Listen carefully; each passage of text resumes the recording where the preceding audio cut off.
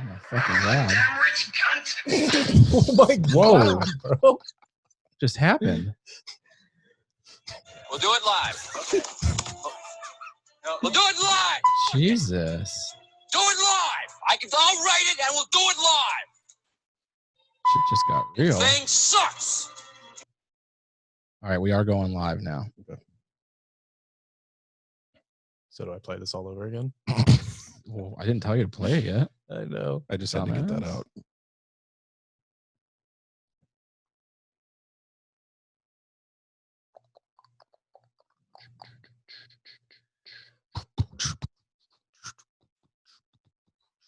Come on, Eileen. I already did. Fuck, man. Bro. We're ignorant.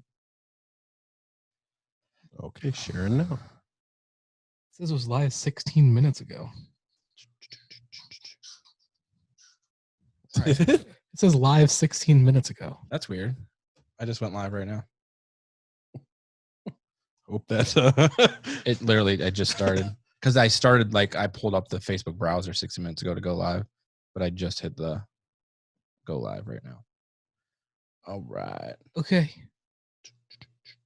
It says 41 seconds that we've been live. All right, boss man. Okay. those angles Just look clarifying there. cool. All right, cool. All right. You go play your thing. We'll do it live. Okay. We'll do it live. Fuck it. Do it live. I'll write it and we'll do it live. And thing sucks. This freaking thing sucks. You know what time it is. Podcast Tuesday! Live from Made to Motivate. Has the goddamn Podcast. Coca-Cola's house on a Tuesday night? Damn it! What it is, guys. This is Made to Motivate Podcast, Season 2, Episode 19. This is your host, Ryan Weiss. I'm joined back officially with my co-host, Nicholas Mancuso. What up, guy? What up, guy? We've got Jess Young from Sports Illustrated. What's going on? And back to his phone. And friend of the show, Chris the Film Freak Kessinger. What's going on, sir? What's going on, man? Weekend. Yo, shout out to our 1,221 followers. Heyo. Getting up there. We need to get to 1,500. Maybe we'll give something away. I don't know. We got a Yeti to give away still, but we haven't About to be bigger than the Devil Strip. quite figured that. Ooh, do you think? Oh, I think That's the big beer time. might be bigger than the Devil Strip. I don't know. You're talking LeBron territory. I know. Heyo. Good to be back. Full bellies. We did a taste test we'll talk about here in a little bit between two Akron hamburger classics. What's going on? How's everything going from last week, Nicholas? Anything new and exciting? Did you think on your drive over about what you did? Yeah, let me, no. Classic. Classic Nick. Pretty standard. Jesse, Yeah. what'd you do since last week? What's going on? My week has been freaking crazy, actually. I'm sunburned like crazy. Are you? Riveting. Yeah. My mom, Exciting for stuff. Mother's Day, she wanted help in the yard. So I dug up like 20 years worth of stones that were buried a foot underground and dug them up and replaced them and made her yard look nice. And then Steph has a really bad eczema issue going on that no doctor would fucking see us for. So that was ridiculous and pissed me off. Is that what it was? Eczema? Yeah, so she's always had it, but it's never gotten this bad. Like her hands look like they have frostbite right now. Yeah. And so we called our dermatologist 3 times and no answer. The next day I call in the morning. I was like, I'm going to give them 1 hour because they've gotten all of our messages at this point. No answer. So I called my doctor because I'm like, maybe they have a specialist on site or somebody that can see them. Right. They said, they looked at everything. They said, if it's as bad as you're saying it is, maybe you should just go to the ER. They'll give her a shot and everything because we don't have like a specialist on hand. Right. So I took her to the ER 3.5 hours later because, I can't go in there with her. So she's in there. I'm waiting in the car. They go because they're not specialists and they're like trying to look up what type of eczema she has. Yeah. And they're like, well, I don't understand why your dermatologist can't see her because that's what they do. Right. That's So they're like, specifically well, their job. Yeah. So like, well, we're a hospital, so maybe if we call them, we'll get through quicker, and we can get in touch with them and explain how bad this is. Jeez. So they call like twice, no answer. They leave messages, and then they tell us, maybe you should call them again. We're going to give you the shot, see what happens, and then we'll go from there. So finally, the next day after she gets the shot doesn't do anything. Her hands have just, progressively gotten worse and worse and worse from this point. They're swollen. Parts of her fingers have like that real like callous skin. Ooh. They're itchy like crazy. The tips of her fingers, she said, feel like they're going to burst. She's got blood vessels popped all throughout her fingers and everything. It's bad. I feel so bad for her because it's the worst I've ever seen it. Yeah. The dermatologist finally calls us back, and they tell us that we should go and see our primary physician because there's nothing that they'll be able to do. Wow. So they told us to go to the doctor. Was that eczema? I got what? The eczema? Yeah. So they told me to go to my doctor, who told me to go to the ER, who told me to go to my dermatologist, who then told me to go back to my doctor. So off the recommendation of Nick, we're switching to his dermatologist. We go over to them on Thursday. Oh, that'd be good. Yeah. I go to see them on Monday. Yeah. The people who we are already patients of couldn't see us for a month, but the person who has no idea who we are said, yeah, come in next week. Yeah, so man. That's awful. yeah, we're leaving. They're really good. What a job. Dude, Jeez. so Hopefully when she you- gets some relief, though. That's skin issues are the worst. Yeah. when you messaged us, I think it was yesterday, and you said, guys, you're going to be so proud of me. I didn't get to it in time because you texted too quick, but I legit thought you were going to say that you guys were pregnant. Me too. And I thought that That's was the maybe first why thing. her hands and stuff were swollen. And then I got stuff. pissed because you didn't text me first individually. Yeah, I thought you were going to say that. When you said you're going to be so proud of me, I was like, what, your dick works? You got her pregnant? Wow. I legit thought that. No. I was trying to type it out, but you were just too quick to it, so I didn't. Wait, what were you guys proud of me for? I don't even remember. What was it? Obviously nothing too Nothing exciting important. because Must not have been that I don't great. remember what it I'm was. so late. You but- guys Oh, do like 30 messages. You saw but- Back to the Future. Oh, yeah, that there is you pretty go. exciting. I am proud of you. I am proud. And I saw Back to the Future this week for the first time. We'll talk about that more. Christopher? Well, after waiting for 67 minutes for a Mother's Day meal at a local establishment, I got my meal for free. So that was pretty sweet on Sunday. Do they hail from Highland Square? No, Okay. they don't. They hail from the strip up in Canton. Good. Just wondering. So I took that money and spent it on some movies this week. A couple family videos in the area is going out of business, and bought 17 movies. Did you buy family movies? Yeah. Oh, okay. He had a pretty good collection. He posted it on his page. You got, what, 8 or 9 movies or something? No, I got 17. Shit. Oh, 17. I got 8 plus 9 movies. Yeah. Damn. Man, that's quick math. How many movies does that put you at? 5,023. Oh my God. Physical copies? The Film Freak. Where do you even keep all those? Do you have Most in my basement, because the VHSs are in the basement now. The DVDs are upstairs. Do you have them all Jeez. insured? No, I don't. Do you have them alphabetized? No, hell no. How do you find anything? I used to. Well, I have a notebook tells me like what rack each one's on. I do have that, but I don't have. Bro, we got to alphabetize them for you. His someday. movies are like the end of Indiana Jones when he's just in all the boxes going down the aisleways. Oh, jeez. You're not wrong. Oh, that's wild, man. About 1,000 of them are VHSs though. So That's crazy. That's wild, man. That's one hell of a movie collection. Do VHSs go bad? Like over time? yeah, I hope not. I've got a whole bunch. they do. It's just a matter of how much you play them out, minus how much weight is on them too. Like I used to stack mine, and that's not good for it. So yeah. Gotcha. Mine are all probably ruined then because they're just stacked in like crates in my garage. Yeah, check in on them from time to time. Yeah. See what's going on. I don't have a VHS player, but I really don't want to get rid of them. So Yeah. that's cool. Well, it seems like we had an exciting week. I didn't do anything too exciting. Someone hit my car. That was pretty awesome. Outside of that, I booked a camping site in North Carolina, What part of North Carolina? Asheville. Yeah. Mm. I got lots of recommendations to go to Asheville. So I'm going to take Grayson. We're going to go on a road trip in a week. Will you bring me some Bojangles stuff? If there's one around, There will be. if there's one nearby the campsite, I will stop there. You're gonna love that. I'm going to area. the campsite. I'm staying there. I'm coming home. But if I drive by one, I absolutely will. That's a really fun drive too. That's Dude. really nice. I'm not gonna lie, I'm not looking forward to the drive, but As long as I it's wanna not take care. raining and you go through West Virginia and you pass through the mountains Brother, yeah. and you take that trip and you see that big pointy mountain on your way to North Carolina with the little gap in between. Fog coming through there too. Yeah, it's great drive. I've drove it before to go to Hilton Head, Mhm. but like I don't like driving more than like 30 minutes. Where? Hilton Head? Why do you say it like that? That's how you say Let's it. not do this again. What?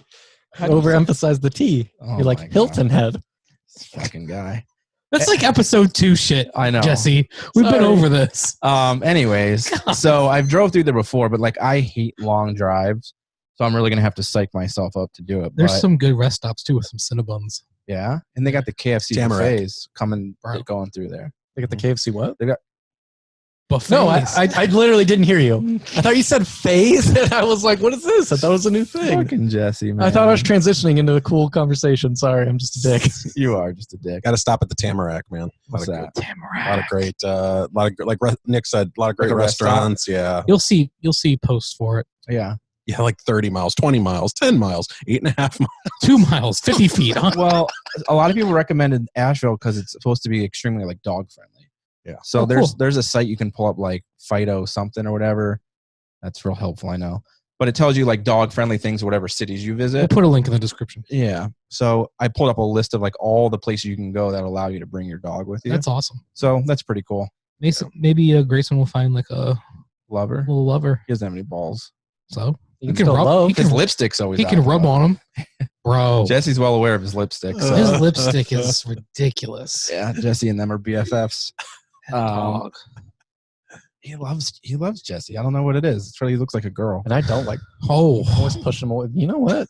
Hey, you had shots fired. I got to come back with something. Anyhow, do we want to talk about Back to the Future now or Hollywood Report?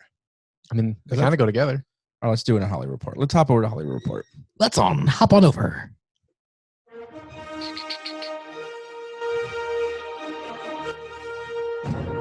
My God! Okay, it's happening. Everybody stay calm. What's the procedure, everyone? What's the procedure? Stay calm! Wait. Everybody calm down! No. Steve, assemble!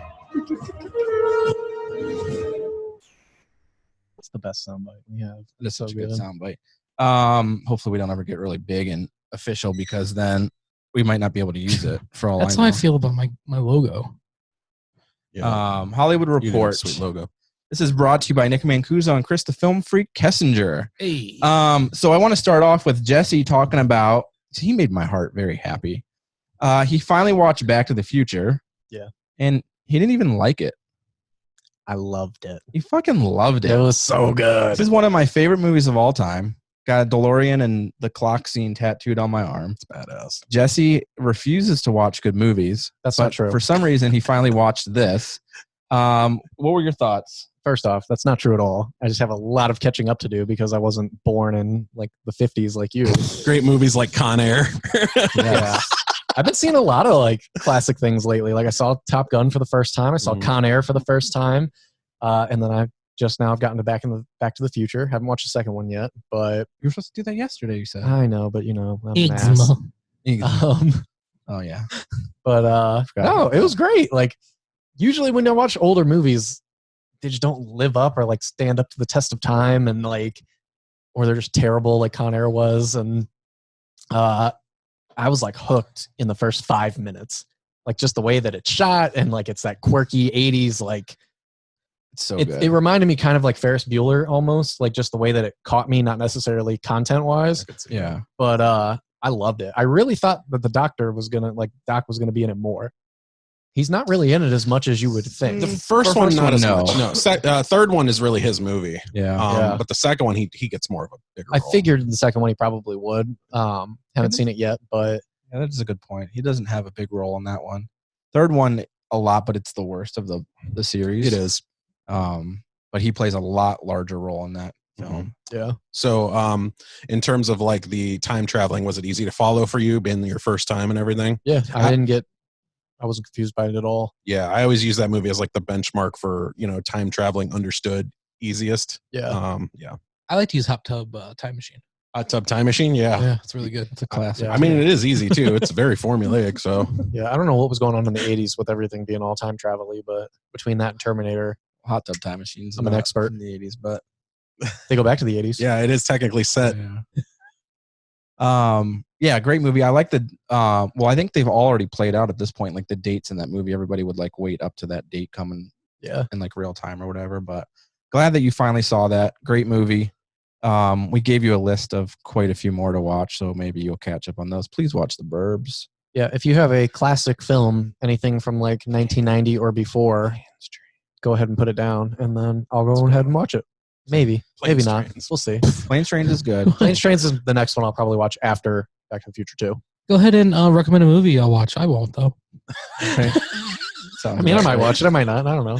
I do have Jesse. When you get to Back to the Future 3, though, the very end of the movie, you'll notice there's 2 kids in the frame. You'll know what scene I'm talking about. There's 2 kids in the frame. Watch one of those kids very closely. There's an Easter. Are you one of them? No. But one of the kids does something that I don't understand how this got like saved on film, how they didn't reshoot that scene all over again. Okay. It's ridiculous. Do you think it'll still be on Netflix and all Yes. that? Like they don't edit it out? No, they don't edit it out. It's on every copy I've seen on TV too. Okay. Dan Sandman says Harry and the Hendersons.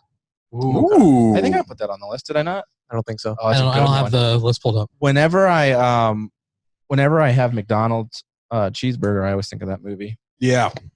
I don't know why, but I don't know the reference, but immediately that's cool. go back to that scene in that movie, and that's all I don't know. And they look like the way they should be, like the way they're advertised in that movie, Yeah. like plump and juicy. So and, perfect. yeah. Just like, I don't know. Great movie. What about Bob? What about Bob? That's another movie, Dan. 93 from Bill Murray. Oh, he's got the dates, too. He's the film freak. I wouldn't put that towards the top of ones to watch, but it is a good movie. Yeah. Yeah. There's some. There's probably a little bit of a lag, so. Yeah. 3 movies, Chris. You get me 3 movies that I can watch Okay. that are oldies movies. What would you recommend? I think Ryan got most of the list great, though. But yeah, I would say Planes, Trains, Stand By Me, and go with The Burbs. I'm fine with The Burbs. Okay. Yeah, Stand By Me is really good, too. Stand By Me is my favorite 80s movie of all time. Oh. Yep. Wow. Okay. And the ultimate It's friendship good, but movie. that's a lot. Yeah. It's a really, really good movie. Nice. What else do you have in Hollywood Report, Chris? You had a couple things that you shared. Yeah, so Nick and I are going to tag team this one Ooh. together. Hey-o. So basically going on right now, it appears that Amazon is looking to buy the struggling AMC theater chain. Straight out of Screen Rant here. As movie theaters struggle to cope with their coronavirus-related shutdowns, Amazon might be looking into acquiring AMC. In mid-March, as the outbreak worsened, public spaces began to close down to prevent further spread of the virus, movie theaters among them. It appears that they're in talks right now, particularly in states like Georgia and Texas. And, if anybody could turn them around, it's Mr. Bezos. He's got the monies, that is for sure. Yeah. I bet you they'd probably up the experience as well for some way. I don't know what they would do, but Have you guys ever been to an AMC? AMC? Yeah. Okay. I mean, I don't have any issues with AMC, but I just figure anything Amazon might buy or take over, he's going to invest some kind of money or something technological into, I don't know, change the experience. 4D theaters all the way around. Well, or something. I'd say probably AMC's are probably on the top tier already. Yeah. As far as like He's gonna buy one. Dolby Atmos and like digital projection, they're The probably at the experience. top already. Yeah. I just see a lot of problems with a business like Amazon specifically owning theaters. What do you think? I just think that that's a really dangerous slope. Monopoly? Monopolizing the industry or? Yeah, because then because there was like a law passed in like the 40s or something, and I forget, I'm not too familiar with it to speak on it, but it like prohibits studios from owning their own theaters. That makes sense. And this would like backtrack that whole thing. Yeah.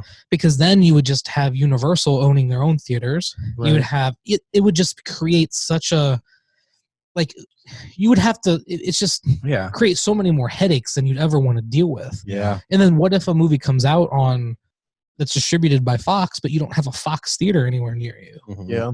That's what I was thinking. It's- Like all those Amazon produced movies and shows, are they going to show Yeah. that in their theaters? Probably, and exclusively. And it's good for them because then they get the Oscar stuff because it's in a theater. Right. Yeah. But then, like, It can be a conflict of interest. is my for sure. Amazon Prime going to go up now because now I get ticket prices for a theater I can't watch? And I don't know. It's just Yeah. That's a I see good- them like adding perks because of like I feel like if you have Prime, yeah. you get some kind of perks at AMC theaters. Or something. Probably. Like, I feel like them integrating something, but I also see where it creates an issue Yeah. with there being a conflict of interest. Like if it's a competitor of yours and you own the theater, then what do you are you going to play it? Or It you're just not gonna opens play up those floodgates for Yeah, all that's those other tough. studios to just because imagine if that was the case, then Disney would just open up their own theaters and they would have the best theater. Yeah. But It would be. Is there something preventing them from doing that? I think there's that law Is there? Okay. that I can look up and look into it, but yeah. it just imagine a Disney theater though. It would be sick. Dope. Oh, yeah. They have like character visits and stuff Yeah. while you're at the movie theater. And But then all those other movies from like Universal, like Fast and the Furious or all those other things, those are going to be Yeah. playing at some jank theater down the road. Nobody's ever going to go to Yeah. that if they can go to a Marvel themed showing. Yeah. right. Yeah. We know where Nick will be every I Friday. mean, I night. guess they could do it if it was like. I mean, I'd be surprised if they were prevented from having like a Disney exclusive theater, like where it just played Disney, like as part of a Disney experience or something. They wanted to have Disney movie theaters, and that's all it played. But what was Disney. If that became But- like a normal thing, though, where let's just say Universal bought their theaters out, they bought out Regal or Mhm. something, and Yeah. we have a scattered amount of these theaters around us, you don't have to worry about focusing against a certain other movie. Like, you don't want to be on that July 4th weekend because you know that the best Marvel movie is going to be That's out true. that week. Right. So now you don't have to worry about that. Universal can put out their best movie because, hey, people Yeah. are going to come and see our It's just- movie at our theater. To me, though, it would just seem like there'd be so many theaters. It's gonna. What would Yeah. happen with it? What can happen with Amazon if they approve it and are able to do it? Is it just turns into the next streaming service issue? Yeah. Like now, where you have to have a million streaming services. Like it was so nice to get rid of cable and be able to do everything through like one streaming service. And now that they all want to have their own, Mhm. Yeah. the same things that could happen with theaters. Then it's like everyone has their own now. Like, where does that stop? Like, does Netflix Right. open up their own theaters? It's funny because what Nick said, that didn't click with me until you made that analogy in terms of itemizing particular movies here and there. Yeah. I think that is a slippery slope, and that can get very scary fast. Yeah. Especially someone like me who has like a membership. That's what like the issue with technology based things. Like it's different with the theater, but as things advance now, everyone wants to have their own piece. Yeah. Because they can create their own streaming service or whatever for it. So And I think we all knew that like I don't there know, would be man. a point soon where theaters do start to lose some of their like place in our society. absolutely. And it's just weird to see it go this way and see it like breaking off and like this animosity between Universal and like theaters, and like it's just a weird place to be right now. And the pandemic might actually hurt the movies more than we ever would have thought. I was just about to say that too. Is the interesting thing now is that even if they declare society is safe and all that, you've got to win those people back to come and sit in your theaters and declare that it is a safe environment again. And that's going to be the uphill battle that a lot of these theaters face. Yeah. Right. I do wonder though, like, because we've talked before about how production companies kind of rip off theaters on their ticket prices, and that's why concessions is so high and everything.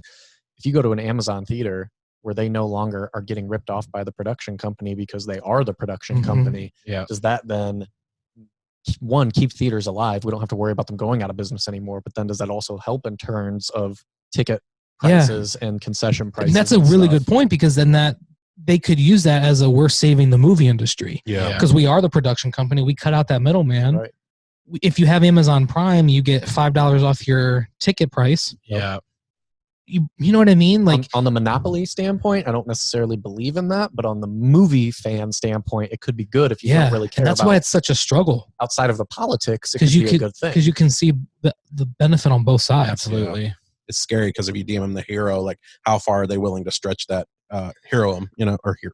Yeah. Yeah. Whatever. You know what I'm saying. Yeah. But in other news, Luca Guadagnino, Bless you. yeah, to direct the new Scarface film penned by the Coen brothers. Jesse, I know you feel a particular way about remakes and how they're done. Looks like Ryan does too. Gentlemen, the floor is yours. I just, Not that one. I would say 90% of the time, probably more, remakes are not good. Okay. Because you're not going to get somebody in there that's going to be Scarface the way that Pacino was. You're not going to get those those set designs that they created, that final scene with him going out and, you know, blowing the place away and shooting everybody all up, you're not going to be able to recreate that in a way that's as impactful and crazy as the first one. So it's like you either have to recreate the character and people aren't going to like that, or you're going to have to try to emulate it and make it bigger and people aren't going to like that. And you can get away with it with things like 21 Jump Street. They totally reimagined it and it's amazing and it's its own thing.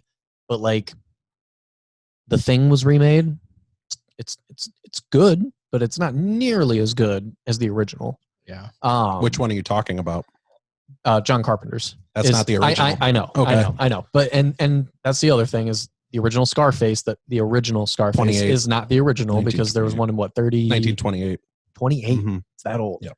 So I don't know. It's not that I have really a problem with remakes. It's just I want new content and original ideas. So many things are sequels and remakes, and we're still making Terminator movies. We're still making Predator movies. Oh God. And they're always garbage. You look back at those classic Halloweens and Friday the 13th and all of those horror movies, they're great.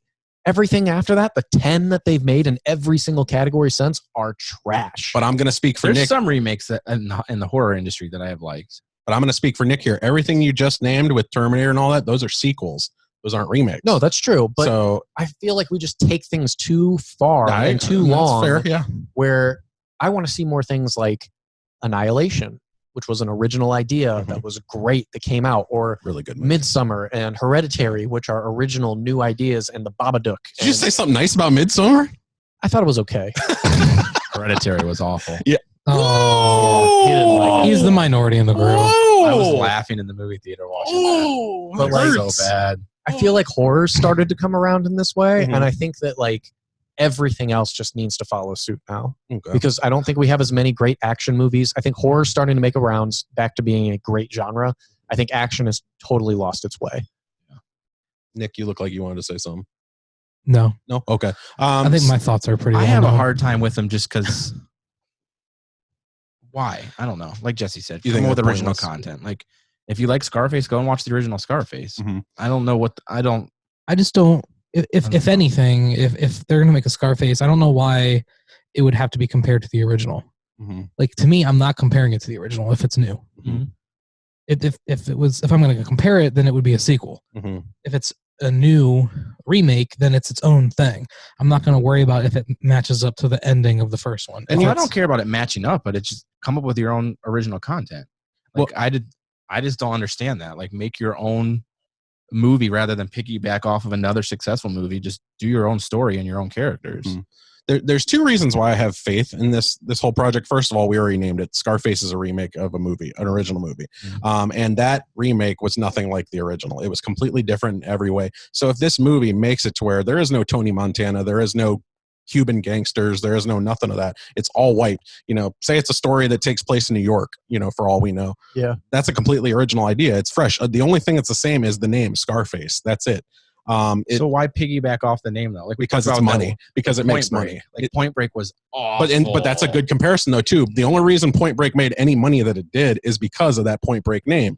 And Point Break also, they had the same character names too for two of the That's true. characters. The story was completely different. It was completely different. The whole sport was completely different too. Yeah. The second reason, Luca himself, the man who penned "Call Me by Your Name," also penned Suspiria's remake. And Suspiria's remake, in my opinion, was just as good as the 1983 original movie, which is one of my favorite horror films of all time. I mean, and it's the I don't know Coen that. brothers. And Yeah. and I think And that that's it'll what- be. I love the Coen brothers. I think it's gonna. I'm not familiar with the director, I don't know but that. the Coen brothers are incredible. I wish But- they directed the porn I watch. Sorry, But, I don't Ignored that. Super bad reference. But yeah, I don't know. It's just like what he said. Like if you come up with a great idea for this New York gangster who is dealing with X, Y, and Z, and it's not connected at all, then let that be the new great movie. Let that be the new Departed, where it's not a remake at all. It's a completely different thing. The Departed could have been Scarface. You could have been, you Yeah. could have said that Jack Nicholson was Tony Montana. I know it's based off of it's loosely based off of, I can't think of his name right now, Real Guy, but it's just an example of like a gangster movie though that you could have piggybacked something. And see, like whenever I think about that, I think of like I watched something about directors and like how what movies they decide to make or write, and like what if this guy like saw Scarface like whenever he was starting to become a director, it was like his like what really gave him his passion, right? His inspiration, and then he just decided to make a movie based off of that loosely. Yeah. You know what I mean? And then we don't know the intentions behind why he called it Scarface. Yeah. That's if it's true. like its own original thing, I don't have any issue with it. But it's just, if it was me and I'm the director or the writer or whatever, I wouldn't want to tie myself to that. I don't think I would either. I would want to like have my own and make my own name. Because now there's expectations. A lot of pressure. Exactly. Mhm. Especially once you put those names behind it. Yeah. If you just told us the Coen brothers were working on a new movie that was based off of A new mobster movie. a new mobster movie, Right. I'm on board. Absolutely. Yeah. It's So- hard. I don't know. Because I mean, there's ones that I've loved and there's ones that have sucked. Mhm.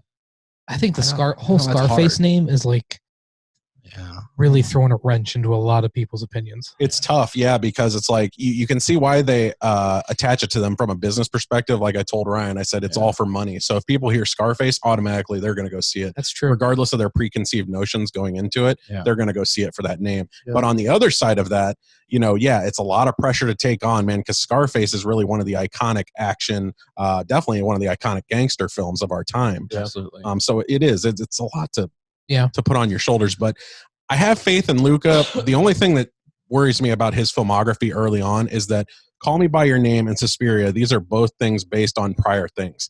Call Me By Your Name is based on a novel. Suspiria is obviously based on a original horror film. He's not really making a mark for originality for himself, and that's kind of what I want to see. The fourth movie that he makes, it needs to be an original film, like from him. Yeah, and going back to what you said about how people go there with the intentions of because of the title of the movie. Mm-hmm. If you have a diehard Scarface fan, though, they might not see it. Because if they ever decided to come back and remake The Godfather, just to stay in the same genre, I'm not seeing that movie. Because they take your attitude, basically. That, Right. You know, That you're insulting a classic work of art in my eyes. And even with this Scarface, I'm not going to see it unless you say that it's great. If you're like, yeah, it's good. Yeah. I'm might not- watch it I'm at not home, going. but I'm not going to go to the theater. yeah. Well, and even if they do that, they'll take that win still, even if it's just rented at home. Right. Well, no, I mean, I'll wait till it goes to just like streaming, like on Netflix or something. I ain't gonna.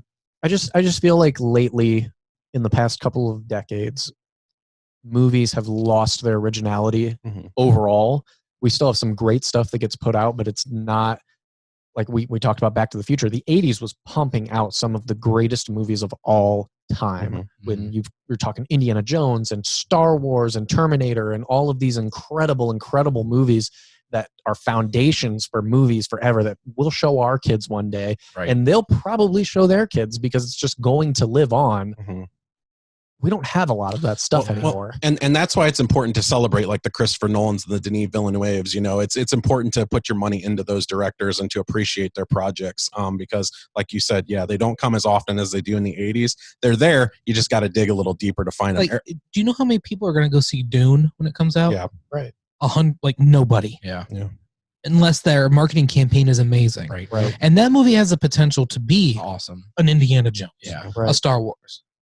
And it just sucks because all those original ideas, nobody goes to see them. Yeah. Right. And it's also hard to think. You got to think too, though, because you're talking about the 80s and those being classics.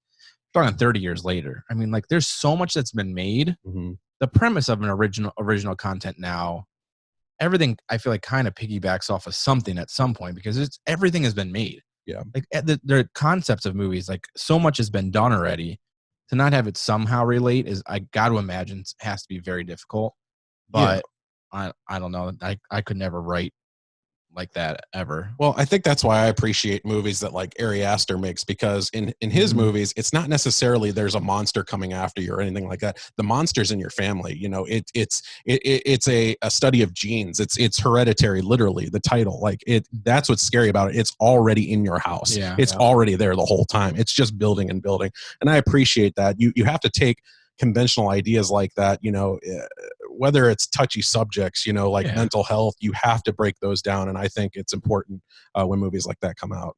Yeah. And I think there's parts of movies that are always going to be found, but you can still get those really original ideas, because Hereditary, you're still dealing with demon possession. If you want to get down to the, base level, but there is a lot deeper meaning behind all of that. Yeah.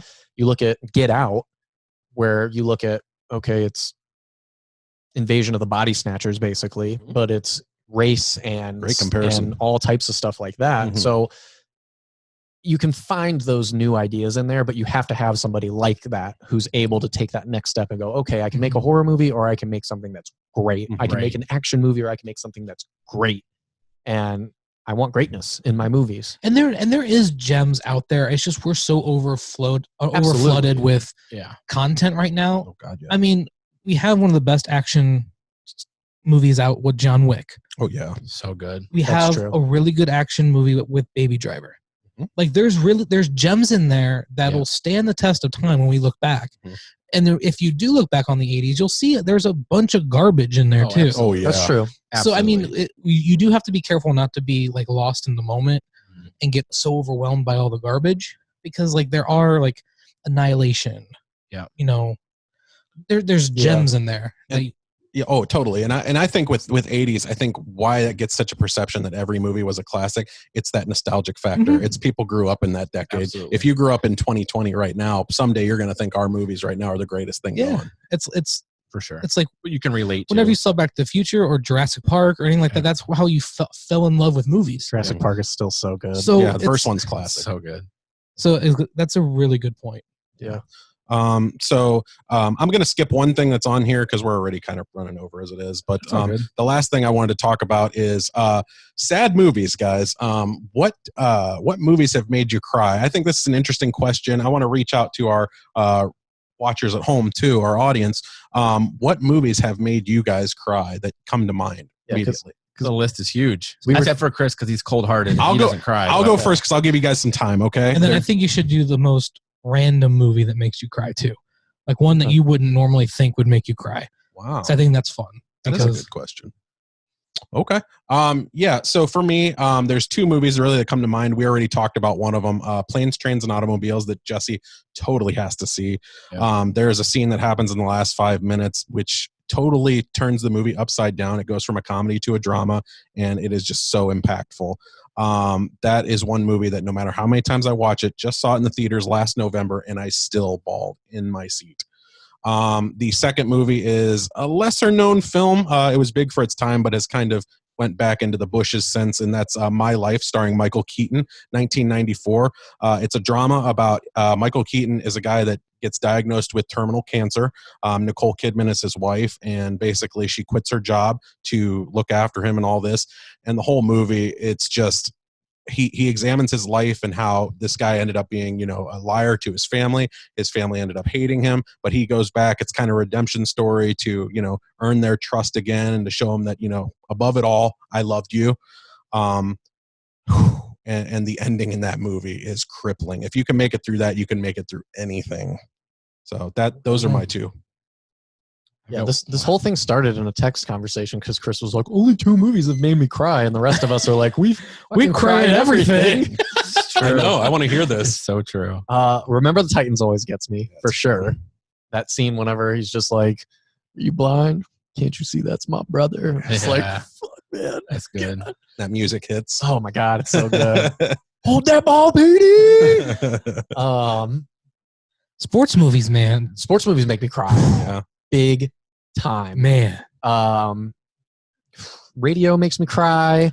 Are you crying right now? No. It's getting emotional just talking about it. I remember the Titans got me, bro. You blinked really hard. Saving Private Ryan makes me cry. Oh, God, when he's crying over the graves when he's older and his family's just standing there and like don't understand. And, such a great look too from that actor, like right in the heat of the moment. Military movies get me really bad. You asked for a random one, and we didn't text about this, but Nick and I have only ever been in like 3 fights in our life. Nick's been a friend of mine since I was like born. Lone Survivor made me cry harder than any movie ever. And I don't know why, if I was just feeling super patriotic then or what, because looking back, it's not anything different than any other military movie. Yeah. Maybe it was because they like promoted it as being this true story and like blah, blah, blah. And it hit me real hard.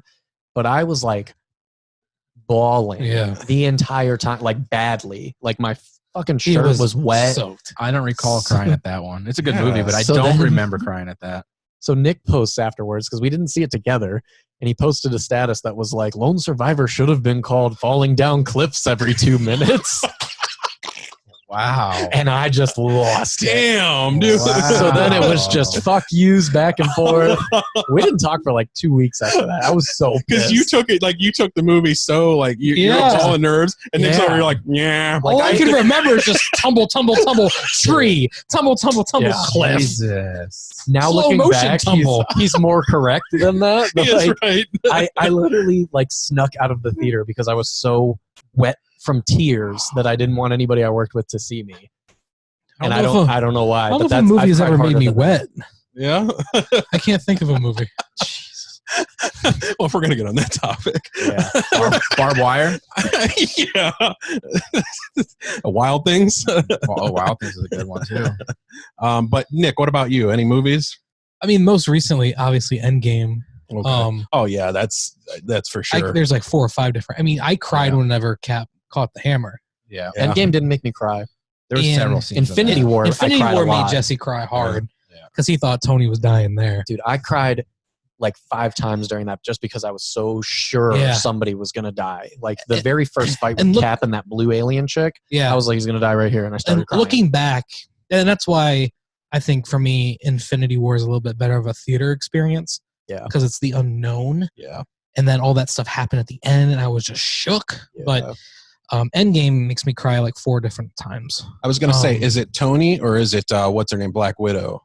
That really got you, or was it both? The deaths? Yeah. Oh, neither of the deaths got me. Oh, okay. It was whenever Cap and Peggy danced at the end. Oh yeah. I lost it. That and that really that's a perfect ending for his story That's too. like before. I remember before the movie, I was like, as long as he gets to go back somehow and get that last dance, I'm good. Mhm. And it happened. I was like shaking. Yeah. And then like some movies, like I won't cry, but my throat will get really tight, and I can like feel it. I mean, Pearl Harbor, even though it's like a guilty pleasure movie for me because it's not the best movie, Mhm. but it's Michael Bay, and Michael Bay's fun. Mhm. And there's just parts in that movie that just get me, like whenever Cuba Gooding Jr. is like holding the captain, Oh yeah. and he's just like the chef. Mhm. And then now he's like, no, you can like take it. He gets up and he suddenly knows how to fire a cannon. And you hear that triumphant music, dude. Yeah. Those musical scores are key to getting your Man. tears. It just revs up Yep. and just, it gets me. Yeah. Good And there's just Lord. too many more to like Homeward Bound when they're finally running home towards, and I'm like, oh my God. It's like, it hits me every time. And Chance gets his little porcupine things poked out of his face. Aw. Oh, He's at the pound and he's got those yes. things. And the voice acting is so good. I love Homeward Bound, man. I do too. I like Good the movie. movie. Yeah, totally. Even Man of Steel, whenever the tornado's coming, Oh, and yeah. the dad just holds up his hand because he doesn't want him to save him. It's not that part for me. I got When, goosebumps. when But- they go after his mom Yeah. and he flies in and just bashes him, he's like, "You think you can touch my mother?" Yeah. Every time, that's when I get that tight, like, Yeah. Oh man. But seeing the look on Kevin Costner's face when he's just like, he knows he's gonna die and he doesn't want his son. Mhm. It's like help him, but like Clark knows he could probably help him because he's Superman. Yeah. It's just like that. Oh man. Oof. Yeah, I remember getting goosebumps during that scene for sure. Yeah. Because I knew where it was heading. Like I knew what the ending was going to be, Mhm. but still, it's just the way it's shot and everything's done and how it's articulated, Yeah. amplified. What about you, Ryan? There's too many. Name 'em. Animal movies, like Nick said. Homeward Bound gets me. Beethoven. Beethoven. yeah, what dude. scene in Beethoven? I can't remember, but Babe. No, I didn't cry in that one. I can't remember Beethoven. Babe. When he went to the pound, or like they were gonna put him down or whatever. And, Okay. dude, there's a ton. Lion King. Oh yeah. First movie I ever cried at was Free Willy. When he jumps the freaking rock wall, dude, I lost it. I started bawling, Bro. dude. I Oh. fucking love this guy. Dude, you know I what- started bawling. you know I was another like, he's one? fucking free. You know another one where I thought I actually died inside? Up. Oh yeah. Oh, Up destroys yeah. You. Up's awful. Oh my God. Up is Inside Out during the Invisible Man, her Invisible Oh. Friend scene Oh. where Yeah. it rides off. Yeah. Oh, Have you seen the animated Is his name short? Bing Bong or something? Yeah. Bing Yeah. bong. Bing bong. Have you seen the animated short Kit Bull? Yeah, I've seen that. That didn't get me. No? Paper Man? It didn't get me either. Paper Man. Jen, Lost it, I felt like Did she? her like a family member died. yeah. She's like, "It's turn us off." Yeah. And that's your opening 10 minutes into a movie. Like, you haven't even seen the movie yet. Yeah. Oh no, I was just watching the digital shorts. I'm Oh, like, these will okay. be cool. Yeah. I'm like, oh god, this hits on a different level. For sure, man. And that's amazing in that short of time. Dude. Yeah, movies get me. I'm a softie when it comes to movies. There's just like an investment. Endgame, for sure. The opening scene when the kids disappear.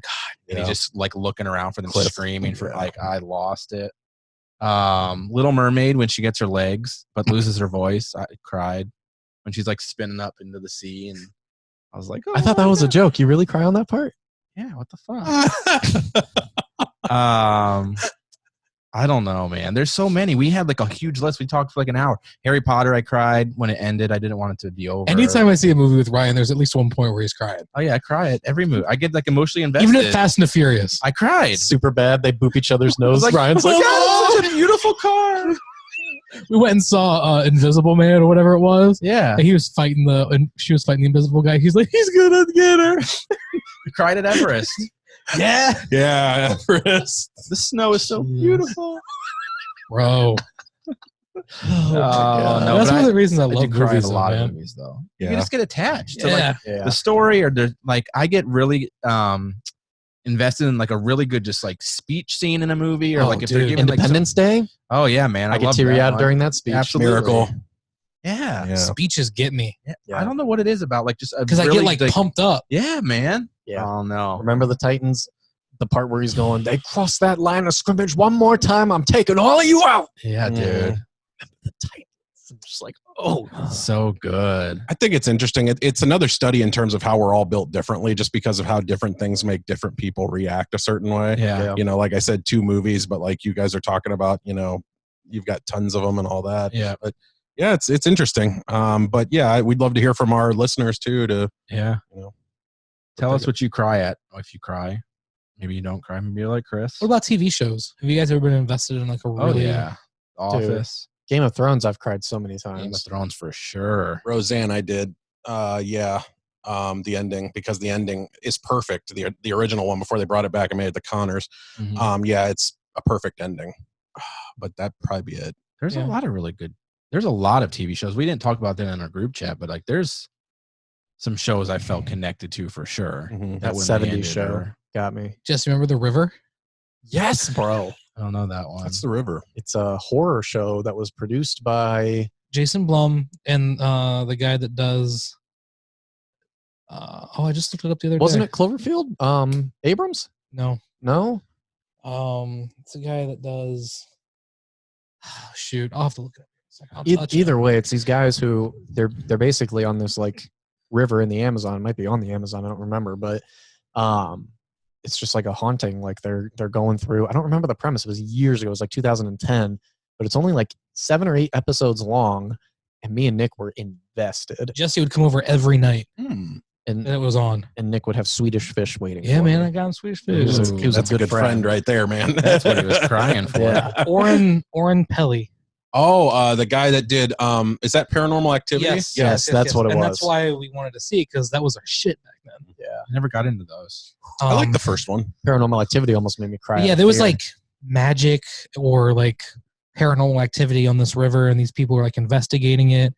It almost had like a Lost feel to it. Yeah. Oh, Um, Lost is good. It was good. I want to go back and watch it again, see if it was actually good. It's not. No? No. Have you watched it since? I've watched a little bit of it. Ouch. Yeah, that was early on in our movie days. What about you, Ryan? Shows? Yeah. I mean, like I said, Office, the ending of The Office, I cried at. Absolutely. Game of Thrones, I've cried in. I'm sure there's more than that. Like there's some shows I've been pretty invested into. Those are the only thing I can think of off the top of my head, but I never saw the Dexter. Office. Oh, Dexter. Oh, yeah. Season 5, episode 1 of Dexter. Rita destroyed me. Oh, yeah, God, that bro. destroyed me, man. And That I'm not was- much for that season, but that episode was really strong. Dude, Yeah. it killed me. Last Yeah. time I cried at a TV show, or not cried, but like I got choked up, was the last season of Ozark Oh yeah. with the dude with the yeah. brother, Yeah. and he like hit himself in the head where he's in the Oh, minivan. yeah. and just oh my That god, guy was a hell of an that guy actor. needs to. That He is a should be good getting one. some awards. You know, he was Ozark in was good. Iron Fist. I'd never watched Iron Fist. I got through like 2 episodes and I was like, this is terrible. I never Yeah. finished. It wasn't very good. I didn't like Iron Fist. I never watched the second season, so I can't Neither really have say I. much on that. Okay. Yeah, the first season I didn't like at all. And I didn't like the Defenders much either. But yeah, that's a great pick. That got me too. Man, Because guy. knowing what's going to happen to him, no spoilers, but I was just like, Yeah. fuck, man. Like just knowing that he was like wanting to be better and Yeah. he just can't. I know. Awful, man. That's got me. Ugh. I don't know if I have no spoilers either, but I don't know if the ending really is. I don't know if that's really I what don't know if the happened. ending's the ending. I don't think that's what happened. Deeper meaning. Yeah. I think Marty might have worked something out. I'm ready for the new one. Yeah, I know. That's what such a good sucks. show, man. They take so long to make. When was the last season? Was it like 2 years ago? Mm-hmm. That one was a longer than normal. Like, He just did a interview, and he said that he doesn't know if they've greenlit season 4 yet. He said he has. Oh. He did it with Jimmy Kimmel. We've got 3 though. We already Yeah. have 3. Yeah. Was that season 3? Yeah. Oh my god, it was. Yeah. Yeah. Oh, they can't end it off of that. No, hope but not, but he's man. like Netflix hasn't like whatever. everything Everything's- signed off on Dave season 2. Yeah. It was the highest viewed or paid or whatever comedy ever on that network. For streaming. That's cool. I I'm didn't watch it, but pumped. people love it. Dude, It's good. You would like so it. Good. Yeah, that's what I bet. It was so good. I want to sit down and watch it. There's so much good content. You've never out seen it right either? now. Yeah. Dude, Dave is so good. They said there's no delay on Mandalorian season 2 either. It should still drop in October. See, how is So, that possible? I don't know. I think, like you said, the I way think that they the film way it. that they film it because they're able to start filming soon. Yeah. It's all on a soundstage. Yeah, you They- don't have to go anywhere. They do that weird, like, Yeah. 360 It's like- setup. They said it's that like they couldn't OLED like TV. digital. they couldn't find enough stormtroopers to shoot a scene, so they found like a fan group that makes their own suits Dude, and just asked them to be in it. it's so dope. That's so dope. Isn't it? Could you imagine? That's the most like. Could you imagine that's if what- Disney just reached out and they were like, "Hey, we got to do a scene with like a couple of podcasters, and we don't have enough, so we chose you guys." Sign No, me, I can't imagine that. Sign me up. And what's cool is this week they said Justified's own Timothy Oliphant is going to be on the show. Yeah, So that I love I Timothy. love that show. Oh, Justified? Yes, Oh, man. yeah, dude. Someone else loves it. So Finally. underrated. Finally. Have you ever watched that? No. Whew. I think I It started didn't but even never drop finished off it. whenever Netflix picked it up. No. Walton Goggins is so good Dude. too, man. As Boyd Crowder. Oh my God. Speaking of drop-offs, I thought that I would never see a final season that was worse than Game of Thrones as far as letdowns. Yeah, you said that. And I just started watching Community for the first time, and it's so incredible. And the last season is hot shit. Why? It's so Wow. bad. It's so bad. Give me a reason why. Hot shit. It's just a ton of the main characters are missing at that point, but then all of the new ones don't gel, and the stories and the jokes just aren't funny. Like there's nothing Was that's. that the last season? Was like that a season that was on Netflix or something? Or I don't know how it all broke out whenever it was first being done because I'm just watching That's it the all one with Jason on Netflix. Bateman, right? No, you're thinking No. Arrested Development. Oh, Yeah, you're thinking of Arrested I never Development. got into that. That one's Oh, also I love Arrested Development. Arrested Development is good on the first 2 seasons, Yes. and then 3 is like average-ish, and Who's then in, what's everything in Community else is. then? Who's in that? It's the first thing that I can't think of his real name. Childish Gambino was Donald in. Glover. Donald Glover, and Oh. Chevy Chase is in it. Mhm. And then Shit, I get that. Parks and Rec. I think that's it. And The NBC shows. the one I just mentioned. Do you remember Drake and Josh? Yeah. You remember Josh's black movie theater manager, the lady? Yeah. She's in it. So Oh. those 3, along with what's his name, Chang, from The Hangover. Yeah, is in it it's- too. Chang and the black movie theater lady. Oh, it's the the Russo brothers did that, right? Yes. Yeah. And it's just Because watch they- just 'cause watch the first 5 seasons. all those people are in all of the Captain America's. It's great talk. It's so good, except for the last season. Just Ching Chong Bing Bong in the last season? Nope. But that's all I got for Hollywood Report this week. Sufficient. Also, Does It Suck is now sponsored by Raise Energy. Yes. Make sure you guys pick that up at Check out- repsports.com. Use code Does It Suck. Yeah. Apparently, we are sponsoring a sponsor on the show today. Oh, there's your plug. We're gonna get over to. Anytime I'm on the show, yes, you are. Let's get social. I think we're gonna take some money from anybody that buys something from Nicholas. That's how it works. It is July 20th, 1969, and man is about to land on the moon. Freedom itself was attacked this morning by a faceless coward, and freedom will be defended. I did not have sexual relations with that woman. That's the way the news goes. All right, let's get social. COVID updates. That's what we're doing.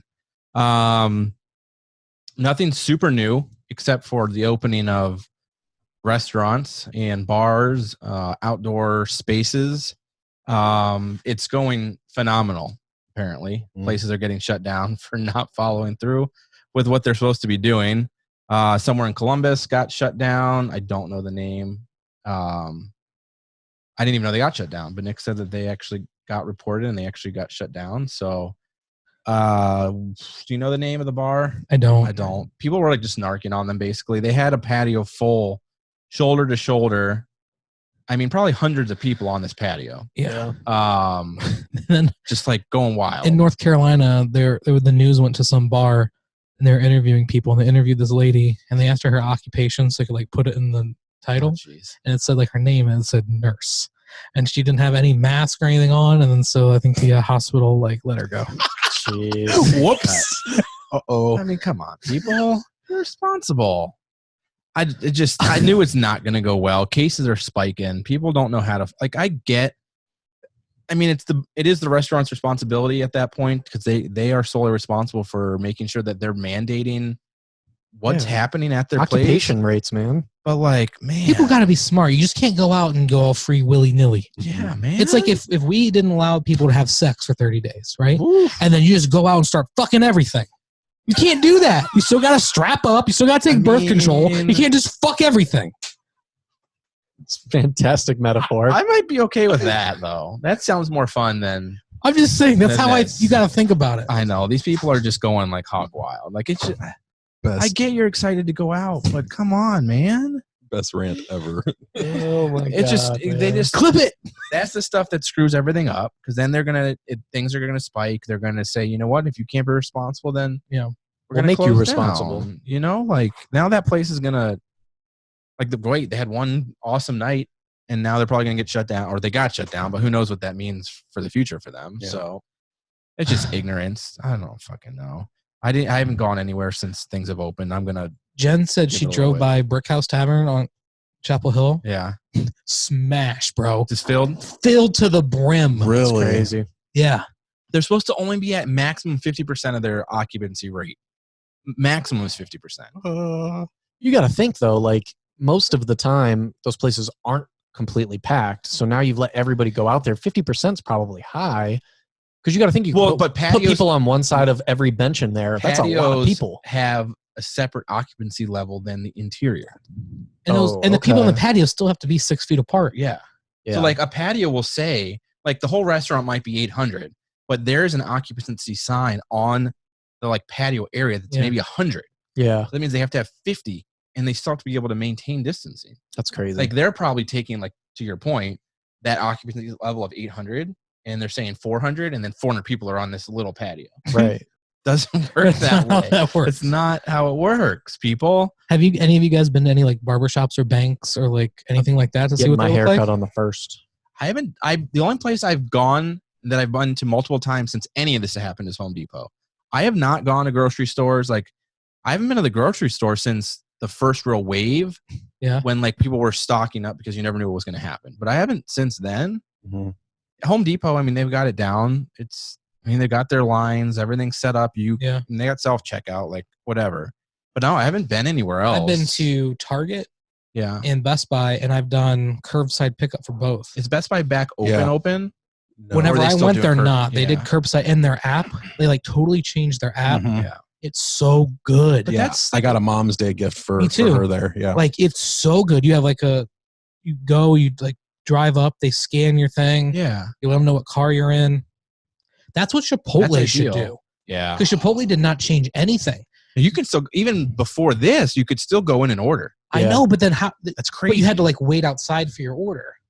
At Chipotle? Yeah, because they had too many people waiting inside. Oh, so whenever, I just probably didn't go when it was busy. Because a couple times I went to Chipotle, it was still go in, stand in line, place your order, pay, and wait. That's why the one in Portage and the one in Chapel Hill got shut down, because they couldn't control people just staying and eating. Like standing around. So what happened was they had no system to change the order. So you just order it. And then they would just come outside and yell your name. Oh, jeez. But if you didn't get there in time, they'd already yelled your name. Then what? Yeah. So then you had there's 60 people just hanging outside Chipotle all the time. Yeah, dude. Jesus, man. Yeah. And then if you get it delivered, they deliver it to your neighbor. You just can't win. Only if you live in one complex that has a east and a west. Your name's Nick Mancuso. Fuck me. Or it'll get sent to a Wendy's. Y'all think I've got terrible delivery issues. Nicholas has got way more than I'm about me, to set man. up a P.O. box. Should. Just for food. Yeah. You need to put the office as your address for those deliveries and go get it. My mom You said could I walk should right put there. a balloon on my window. I'm like, am I fucking moving in? Am I going to get a discount? What are you talking about? Every time I order food, I have to blow up a balloon? Is it that hard to find your address? No. If you're not if you're just a random delivery guy. Is it that hard? No. East and West. Somebody, what's his name? Scott Foster came today to pick up a check that I had for him, and he found it. First time he was there? I don't know if he's done a ride along. He might have found it. If you use the app, it takes you to West. If you You put need in to West, put something on your door so that you can be like, if it doesn't say Mancuso on the door, you're not there.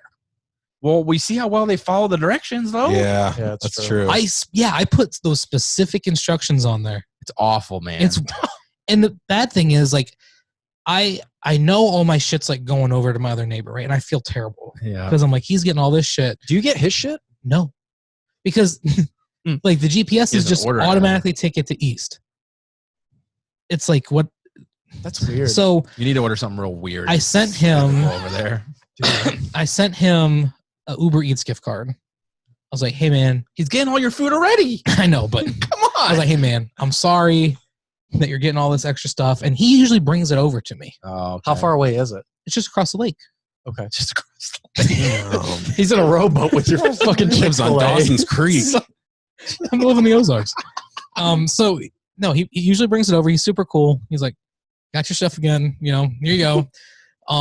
Because my work sent me something on Friday, on Thursday, and he brought it over. But yeah, I sent him an Uber Eats gift card. I'm like, hey man, sorry about all these deliveries here. Use this for food that's actually for you. Yeah. Yeah, that's cool. So he's like, I appreciate it. Here's my number. You can call him. The number didn't work, so now I have to wait till I see him again To get the real number. the real number. Give you his Damn. fake number. And then if I'm not home, he just takes it to the office.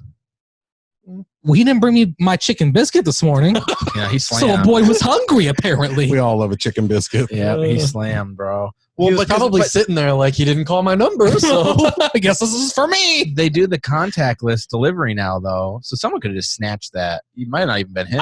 I unchecked that. Oh, will they do that? They still knock? You can select. Yes, I said please knock. Oh, Make sure you hand it off to me, I didn't know that. and then in special instructions, Make sure you go to fucking make sure West. you go to West. Sometimes it says East, but I live at West. I thought you said West.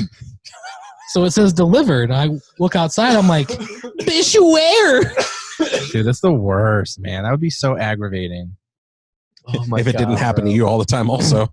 And I was working. That I don't have an issue. At least I get my And I was working today, right? Mhm. So I didn't have time to go out and get food, have it delivered. Go out, bring it back. That was my only chance to get food. Yeah, that sucks, dude. And so when you take it to DoorDash or wherever you're ordering from, do they refund you all the way? So I opened up a chat, Mhm. and he's like, I could even refund you because it's some and he's like, The thoughts and comments of Nick Jesse Young do Mancuso. not reflect the Made to Motivate podcast in any way. actually, he was a well-spoken man. And he said, sir, I apologize for the inconvenience. I can either refund you in full and provide a DoorDash credit, or I can submit it to be resent. And I'm like, well, I don't trust your drivers enough because I don't want my neighbors to have a second breakfast. Yeah. Right. So just refund it to me. Yeah. Here's my He said, well, it'll be concern. back in 5 to 7 business days. Yeah. Thanks. Wait, so they refund it and give you a credit though? Yeah. How much free food are you sitting on right now? None, Well, because you're I not used my getting any. credits. Mm, Here's my concern, though, with that, because I've had a couple issues, and they were like, all right, as a courtesy, this time we'll do it, but it says it's been delivered. Is that if it continues to happen, are they actually going to, because there's nothing to show you didn't actually get it. You're just saying you didn't get it. I know. It looks terrible. Yeah. But what are you supposed to do? I know. Man. With Grubhub, it's happened, and the driver usually texts you on like that weird, like that one that happened with you. So like DoorDash is supposed to text you. They usually text you and say, I'm approaching. Can you text them and be like, hey, make sure you come to West? This one didn't have a number. The app sent me a message that said they're approaching. But like Grubhub will give you that basic number that's generated. Yeah. So why don't DoorDash you does just that use for me too. Why don't you just use Grubhub then? This place wasn't available Limited. on Grubhub. Oh, they got the exclusives. Yeah. Yeah, dude, that just sucks. That's just obnoxious. Fucking DoorDash. Like your job's not that hard. It's terrible, man. I mean, FedEx can't fucking get it right either. Oh, let's not go there. There was somebody commented, and I deleted it. They're like, "Why don't you just go get it? It's like right up the street." I'm like, I'm working. Right. This is it's the convenience. Like I don't have to leave. Regardless, the service is for a fucking reason. Yeah, because you want to use the fucking service. It's for a delivery. Otherwise, you'd pick it up yourself. Right. Like, stay off my fucking post. How about that, bro? You would have no. I'm not. Before you get an ass whooping delivered to you, right? And it'll make it to West. If you're watching, mind your own goddamn business. But shout out to UPS because they have never not delivered anything on time. They knock. I get a text. I get an email. Well, wait till it's the busy season. You never know. What can Brown do for you? I got, a laptop, mini fridge, everything delivered on time, a printer. Everything's good. Yeah, what if you order a fucking laptop and it gets sent to your neighbor That's and they're what- like, well, it's delivered. That's what I'm paranoid about. To be fair, Nick's only saying this because he rode with them. He did a ride along. Appreciates it. This segment sponsored by UPS. I'm okay with that. And their okay with shorts. King of Queens. Dude, the King of Queens. Good That's such show. a good show, Good man. show. Oh, I love that show. I like Kevin James. Me too. I like his TikTok. TikTok? Oh, it's so good. He's It's got a so really good TikTok. funny. Jesse, have you seen his TikToks? I've seen a couple of them. Man, Yeah, they're good. He's good, man. Yeah, fuck. I don't even know what you're talking about. COVID updates. And Sorry. Somehow we got into DoorDash, and how did that happen? We fainted and Blacked Bro, out. I have no idea how we get anywhere. I don't know where we're at, but anyways, talking about food places and shit. I guess. I Oh don't yeah. know. Maybe Sure. you're gonna get paid again.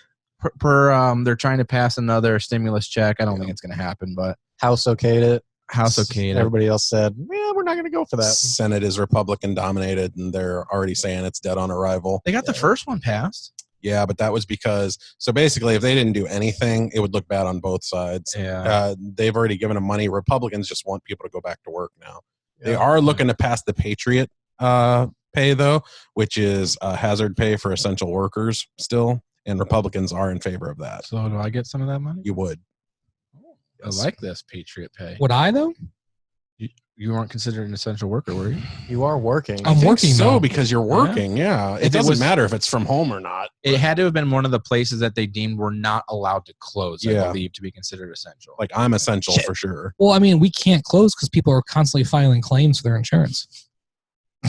It's very possible. I don't know. I just know there was a list. I would say And so. it was like if you're like this, or this place, you are not allowed to close. Like if your business wants you to, whatever, you can't. Like you're not given the opportunity. Jesse's not though. They think he's gotten enough money. Or The philosophical question Jesse's is, not essential. He got parents that Are do you his really job for him closed? without a degree. So are you really closed if education is available online?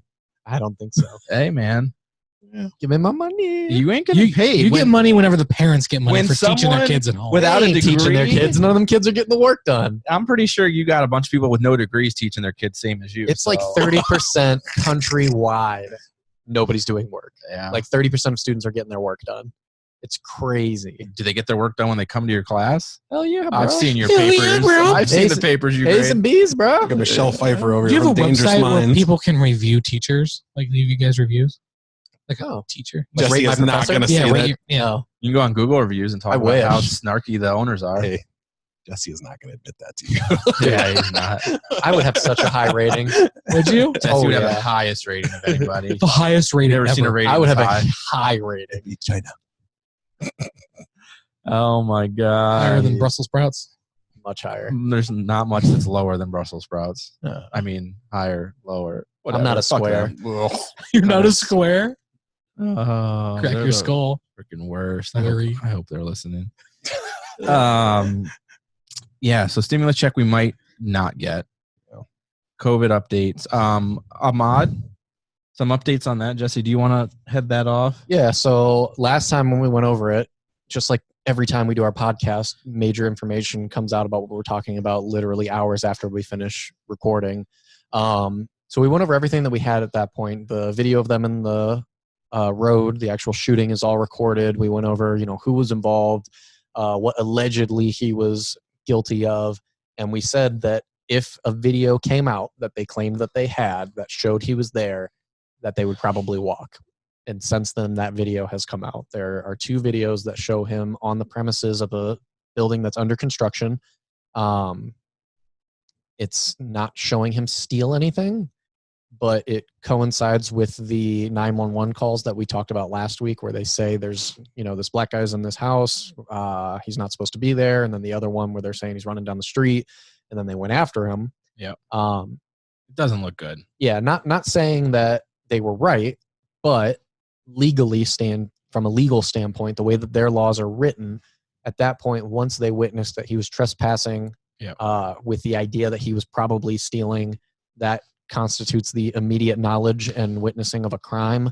So they are allowed to do that citizen's arrest. So they had the legal right to go after him. Geography dictates behavior. Yes. And then what happens after that, now we get into the he said, she said, like we talked about last week, where they're saying that he attacked them.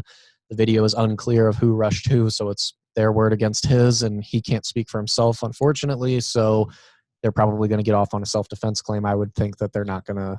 Yep. They're not going to get any time at all. I think that they're going to walk. I still think I still think that they should be held accountable for what they did outside of the video and everything, but it does not look good for him.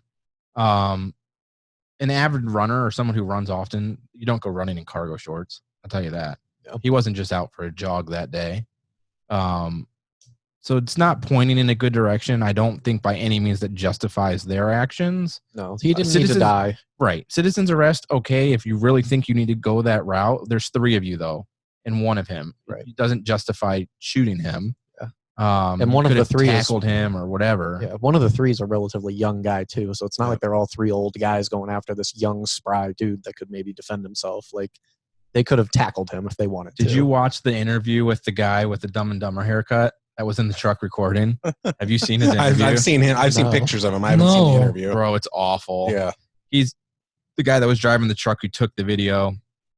They did an interview with him talking about how he doesn't feel safe and his life is threatened. He's been living out of his car because he can't go home. And did he say some big sob story about like why the video was released? Because it's his video, so somebody had to have gotten it from him. I think they did talk about it in it, but honestly, I don't remember. I couldn't get past him just crying about it. Like, bro, you were involved. You're just as guilty. Absolutely. When I don't feel bad for you. When I saw the Armory tape, like when he's in the houses trespassing, I try to look. It looks bad regardless, but I try to think: is there any other reason other than theft or other than any kind of stealing or trespassing, why he should be in there in the first place? And as hard as I think about it, like I can't, it looks bad all around. The thing I wanted to say from the very beginning is what Ryan said. Mm-hmm. He's in cargo shorts. Yeah.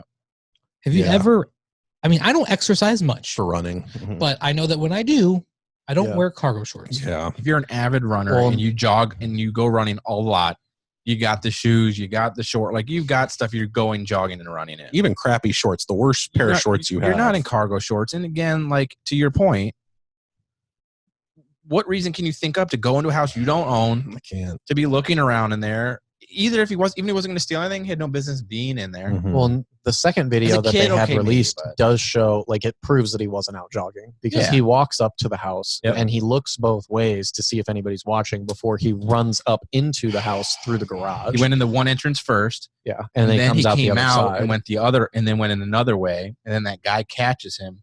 Yeah. And then you see him take off running. Right. But he was just casually walking up. And then, like Jesse said, he's looking around. And that's my thing is it's like, I've been on construction site buildings before. Like as a kid, like if I saw one, I've walked through probably, I don't know, 3 or 4 in my life because it's cool. You like to go through and see what a house looks like before it's completed and all that other stuff. And it's just interesting, but it's in the middle of a neighborhood though. The ones that I saw, I had family members that kind of lived out in rural areas. So there weren't a ton of neighbors around. It wasn't a house that was close to being done. It was mostly just a concrete slat and the frame and everything.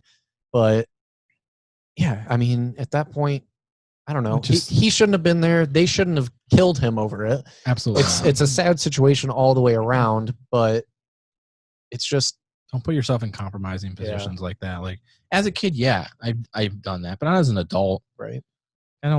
I don't know, man. It looks awful, and I was really hoping that justice was going to be served on it, but I just don't have any hopes that it's going to be with these videos out there.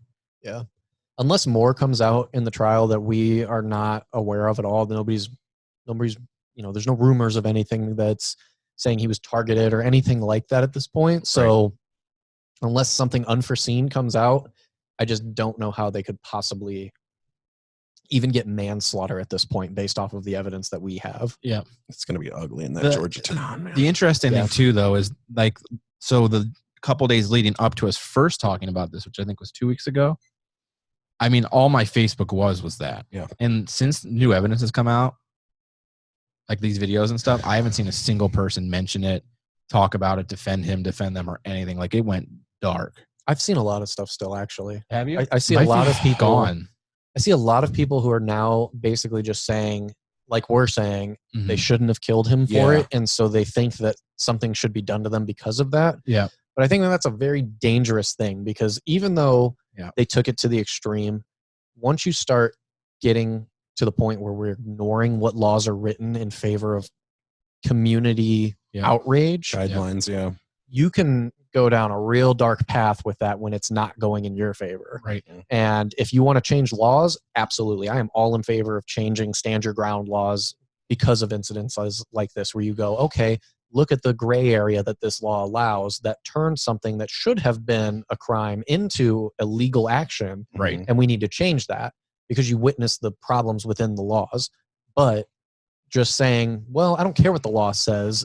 We know their intent. Yeah. That is a slippery slope that you do not want to go down. Yeah. It's a bad position to be in. I mean, because it's not going to end well. You know, if they do get off, I don't know. I think it'll be ugly. I think that change could come from it possibly. But I also think that it could just be another, thoughtless act that nothing comes from. It's just another. Tamir Rice didn't have any change that came from it. And that one was clearly wrong. This one, there's room for, the legality of it. Tamir Rice, I think that guy should have been put in jail for murder, but he walked, nothing ever changed. I think people look at stuff so black and white whenever they see like the unarmed black man story. Yeah. There's 4 significant things now that I can think of just off the top of my head, which was Trayvon Martin, which at the time, the evidence that they had made it seem like I thought that Zimmerman was innocent personally when it happened. Yeah. And then his actions later on in life, I was like, okay, he probably did do it. And they made a mistake there. And then you had Michael Brown, where when the first stories came out, they were saying he had his hands up, they shot him dead.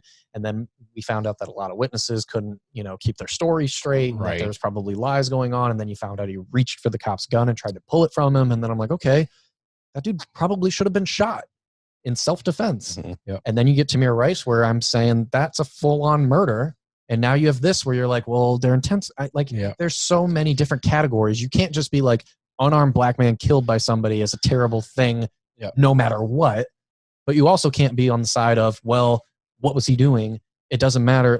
You shouldn't be questioning everything right off the bat. Look at what we have fact-wise and then make the proper we need to alleviate the race from it, Yeah. and it needs to be looked at on what was the crime, what happened, what actually happened, and go from there.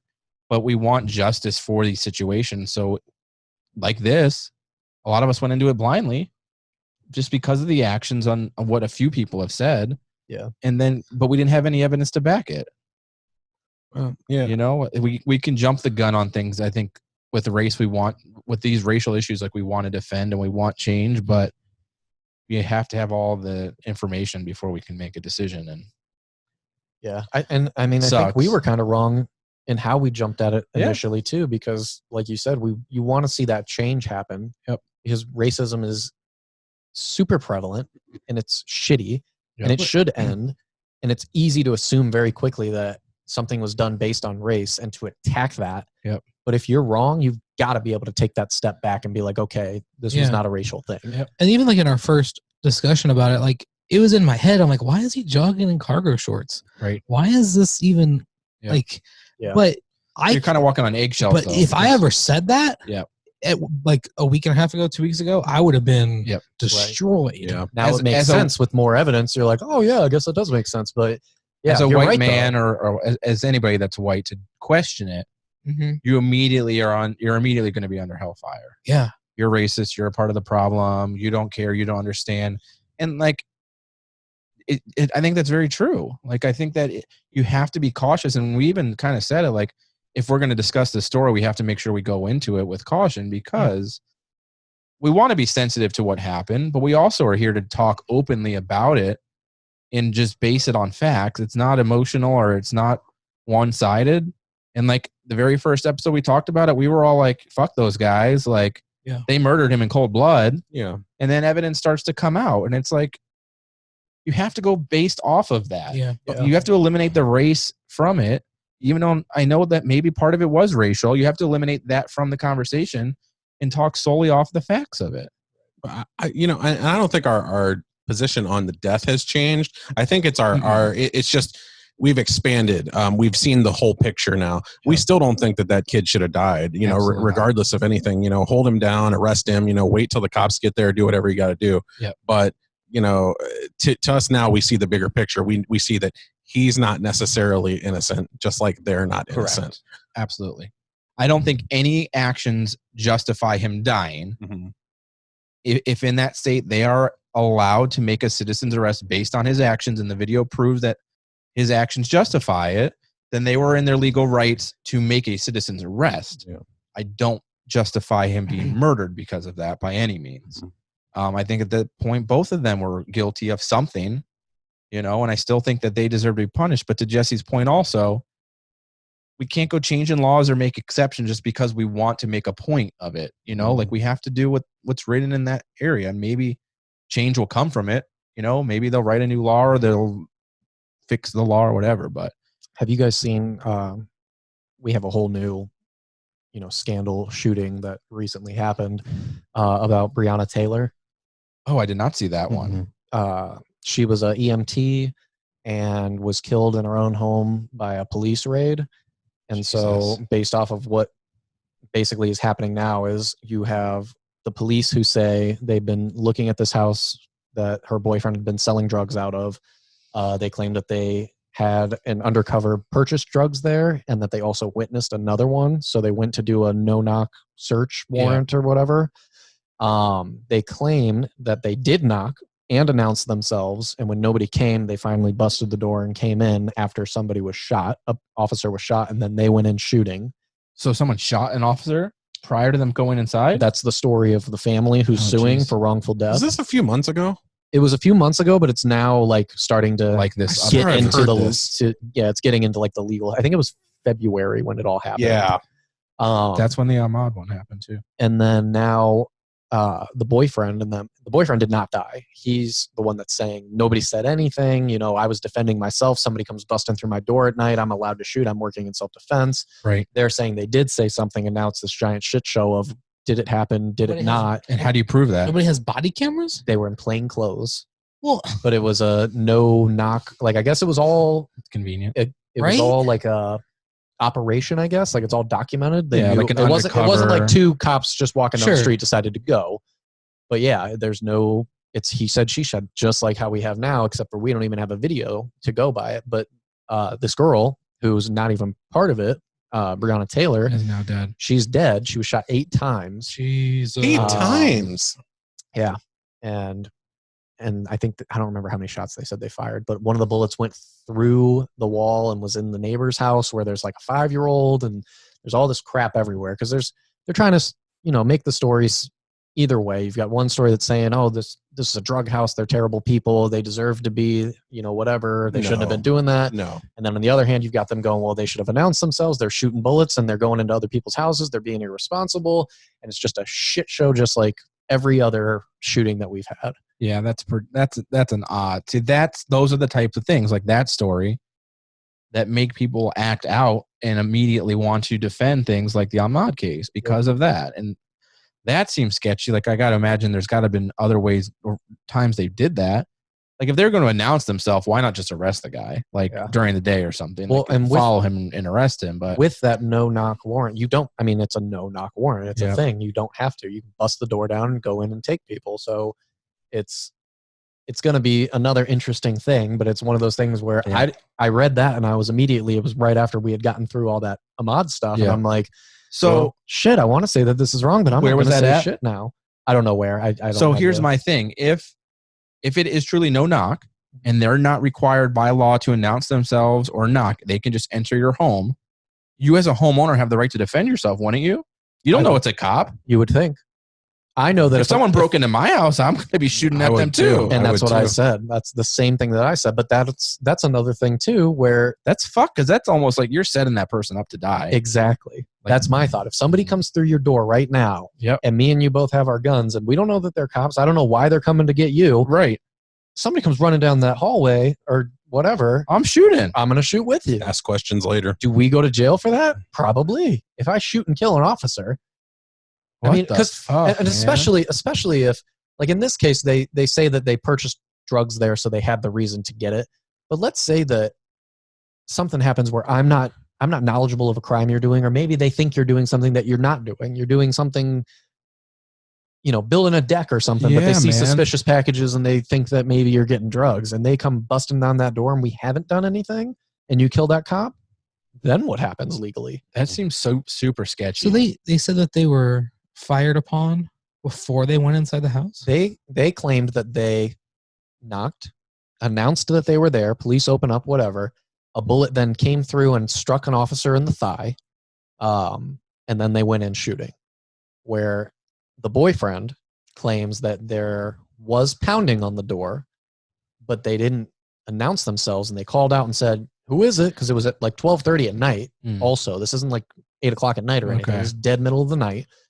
And they're going, who the fuck's in my house? Like, go away or whatever. See, and nobody responded. And you worry at and that then, hour. Yeah, but I ain't he said shooting the door right away, exploded. Yeah. So I don't know if they say they'd used a battering ram, probably. Yeah. I mean, it probably sounds like an explosion busting your door open like that. They say the door exploded, people started shooting, and then she was dead. Dude, that's wild. But how do you prove either way? You got to be able to prove the exit. You'd have to prove that the bullet went through the wall. Through that way. And there's ways for them to prove that, but also, who are they going to defend? Right. Exactly. Yeah. Which way is that going to point? Yeah, you're not going to. You're not going to go against. Like we talked about previously, you're going to you're going to protect your own. Right. And they're not going to release anything that's going to say, "Oh yeah, they shot at us, that we shot them first or whatever." Like, they're not going to. So the family's suing for wrongful death now, and well, she was wrongfully killed. I mean, that they could easily win, I would think. You would think. Man, that's awful. It's crazy. I mean, I don't even know. It's like weekly. Like half the time you miss the stuff. That was like a small story. You didn't hear about it. You heard about it months ago, but you haven't heard about it since. That's because there's another story going on right now that is just about the same damn thing that's taking up the paper. Well, you can click the button if you want. The thoughts and comments of me don't justify the podcast. But again, if he is guilty of what he does, don't put yourself in those positions. Yeah. I mean, I would because the story all goes back to selling drugs in the house. Yeah. Don't put yourself in a position. Now, it doesn't justify. We don't know what actually happened. We don't have a video of it. But don't put yourself in that position. No. The same thing goes with that story with that lady and her kid in the New York subway, where the cops were telling her to wear her mask. Yeah. And she was like yelling at the cops. I didn't see and that. And she was like spitting at him and coughing on him. And they tackled her. Don't put yourself in that and position. And people are like, that's abuse. That's like police. No, like that is not. Like you said, if that's one of the most disrespectful things you can do. You spit if in somebody my spits, face. If somebody spits on me, oh man, they might might hold me down. They might be dead. And now, and in this day and age, it could be murder just because of everything that's going on with Corona. Man. Like somebody spits in your face, They could charge her with attempted murder. Yeah. Well, what were they charging people with that were licking the ice cream in the stores? They were getting some kind of like bio threat. It's a type of felony. That's how this started. Yeah, man. You can't just don't. And There are cases it happens. There are cases where people are murdered when they weren't doing anything. We know what happens. But in this case, the dude was being investigated for something. He was doing something illegal.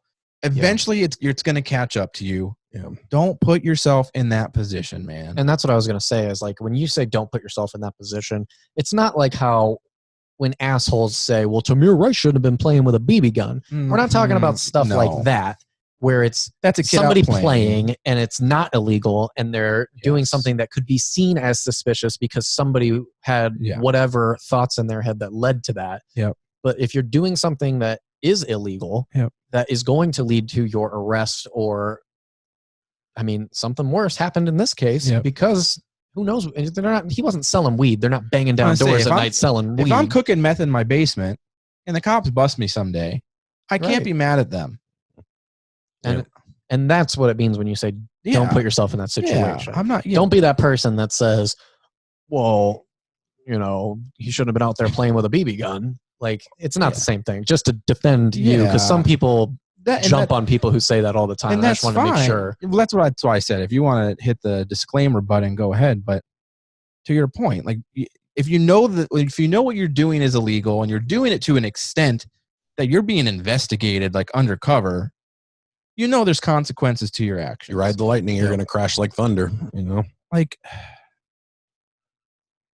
and it's a hard battle to win because it turns into these other stories about things where, like, if he was white and selling drugs, then maybe he wouldn't have gotten shot. You know, maybe he wouldn't have. And I'm not defending that there's not racial issues, but even then, you're still going to be held accountable. Like, just don't do it. Don't put yourself in that place. And I feel awful for her to be in that. But again, like, especially in her line of work, you got to know better. Yeah. Be out of that position, man. Yeah. I had 2 students that used to, they went to my school. They would show up with laptops every single day. They would sell them to people for $50. Jeez. And we knew they were doing it. There wasn't anything we could do because we couldn't take it and prove it wasn't theirs type of thing. Yeah. Like, it's whatever, not our job. But I told them, I'm like, look, I know you guys are breaking into houses and taking people's laptops. Yeah. And I'm just letting you know, somebody breaks into my house 12 o'clock at night, 10 o'clock at night, 6 o'clock at night. Someone breaks in my house, period. They're getting shot. Yep. And I was like, and I'm not a big gun nut, guys. I go, I know a lot of people that are crazier than I am that would have guns ready to go. You break into the wrong house, you are going to be dead. Well, they broke into a house one night, and a guy pulled a gun on them, and they shot that guy. One person did. The other 2 that were with them, they're sitting in prison now for the rest of their lives. They were 18, 19 years old. They're in jail for the minimum of probably 30 years because they wanted to steal laptops. Don't put yourself in that situation. It's just sad. Perfect man. example. It's sad, you know? And then we have to battle these, you know, the demons on both sides of it. And if you want to talk about it, and there's so much out there, especially online, where people say no one's talking about this stuff, or we need more people to talk about. Well, it's so hard to speak openly about it without being attacked. Yeah, you know. And I'll have a open debate with someone all day long, as long as you're going to come with information to back your side, and you're not attacking someone or you're not demeaning someone. You know, like, and if you don't agree with what we're saying, by all means, please, like, let's have that conversation. But it'll always be based on fact. You know, I choose to not put myself in positions that I know are going to result in me being arrested, pulled over, whatever it might be. And if I'm speeding and I get pulled over, well, then I'm fucking responsible for that. And a lot of times, you know, people in those bad positions, when something bad does happen, it takes away from the argument of it being a white or a black individual. Yeah. Because those situations where it happens where they're not in a bad position, and they just happen to be driving while black, or, you know, whatever. Yeah. Those are the true issues. Absolutely. Right? And I'll defend it all day long. And claiming a racial issue when it's not, it's just you being a dum-dum. Yeah. It takes away from that argument, and it diminishes the quality of that argument. Right. I absolutely agree. Yeah. I thought the same thing whenever all the Michael Brown stuff happened. It was just before Tamir Rice, and there wasn't a huge outrage for Tamir Rice. And I think that's because you had all of these riots and all this other stuff with Michael Brown, but it was so torn because you've got all this evidence now that showed that he had grabbed at this guy's gun and all this other stuff. And it's just like, here you had somebody who was doing the wrong thing, Yep. who caused all of this national outcry and outrage. And while it was for a problem that we do have, Yep. it diminishes what goes on because it was an act of self-defense. And then you have a 12-year-old kid who was just playing, who was murdered, and there was nothing. Yep. There were a couple of weeks of news, maybe, but there was no riot. There was no protest. There was no. I was in Cleveland that weekend when the announcement came that those cops were off, and I thought it was going to blow up. I was trying to get out of there as quick as possible. Nothing happened. Yeah. Nobody cared. And it's like those are the things that you're supposed to fight for. Absolutely. There's problems with the system. There's issues that go on. I have students who are amazing kids that come from shitty situations where they do not have a way out. Yep. And I understand why they sell drugs. I understand why they're in gangs. And I try my best to convince them that there's a better way. And I get that. But there are also people who are just going to the extremes of, for whatever reason that they're doing it, they're taking it too far. Yeah. They're grown-ass men who should know better at that point. They're not 16-year-old kids. Right. I don't feel bad for you. Right. At that point. Well, like in this scenario, like the guy's a grown adult, and we don't know his situation. We don't know what he grew up on. Maybe he had an awful upbringing, and that's all he knows. Sure. But he's dating or in a relationship with someone who's doing something well for themselves. Yep. One, I would hope if she wasn't, that she would have tried to get him out of what he was doing.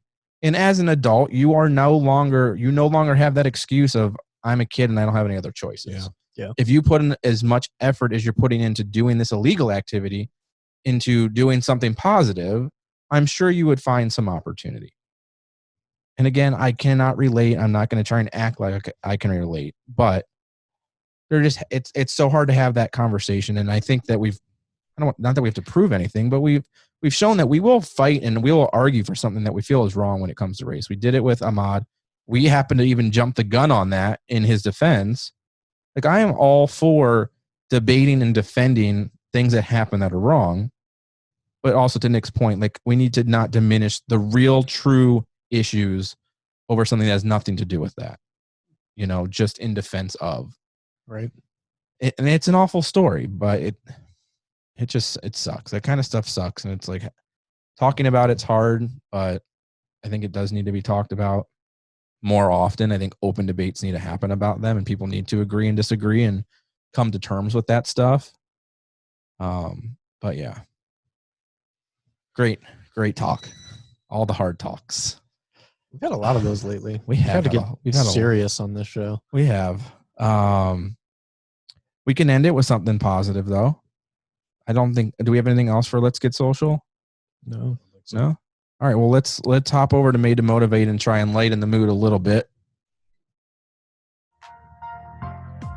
Just do it!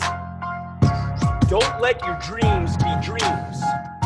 Yesterday, you said tomorrow. So just do it! Make your dreams come true!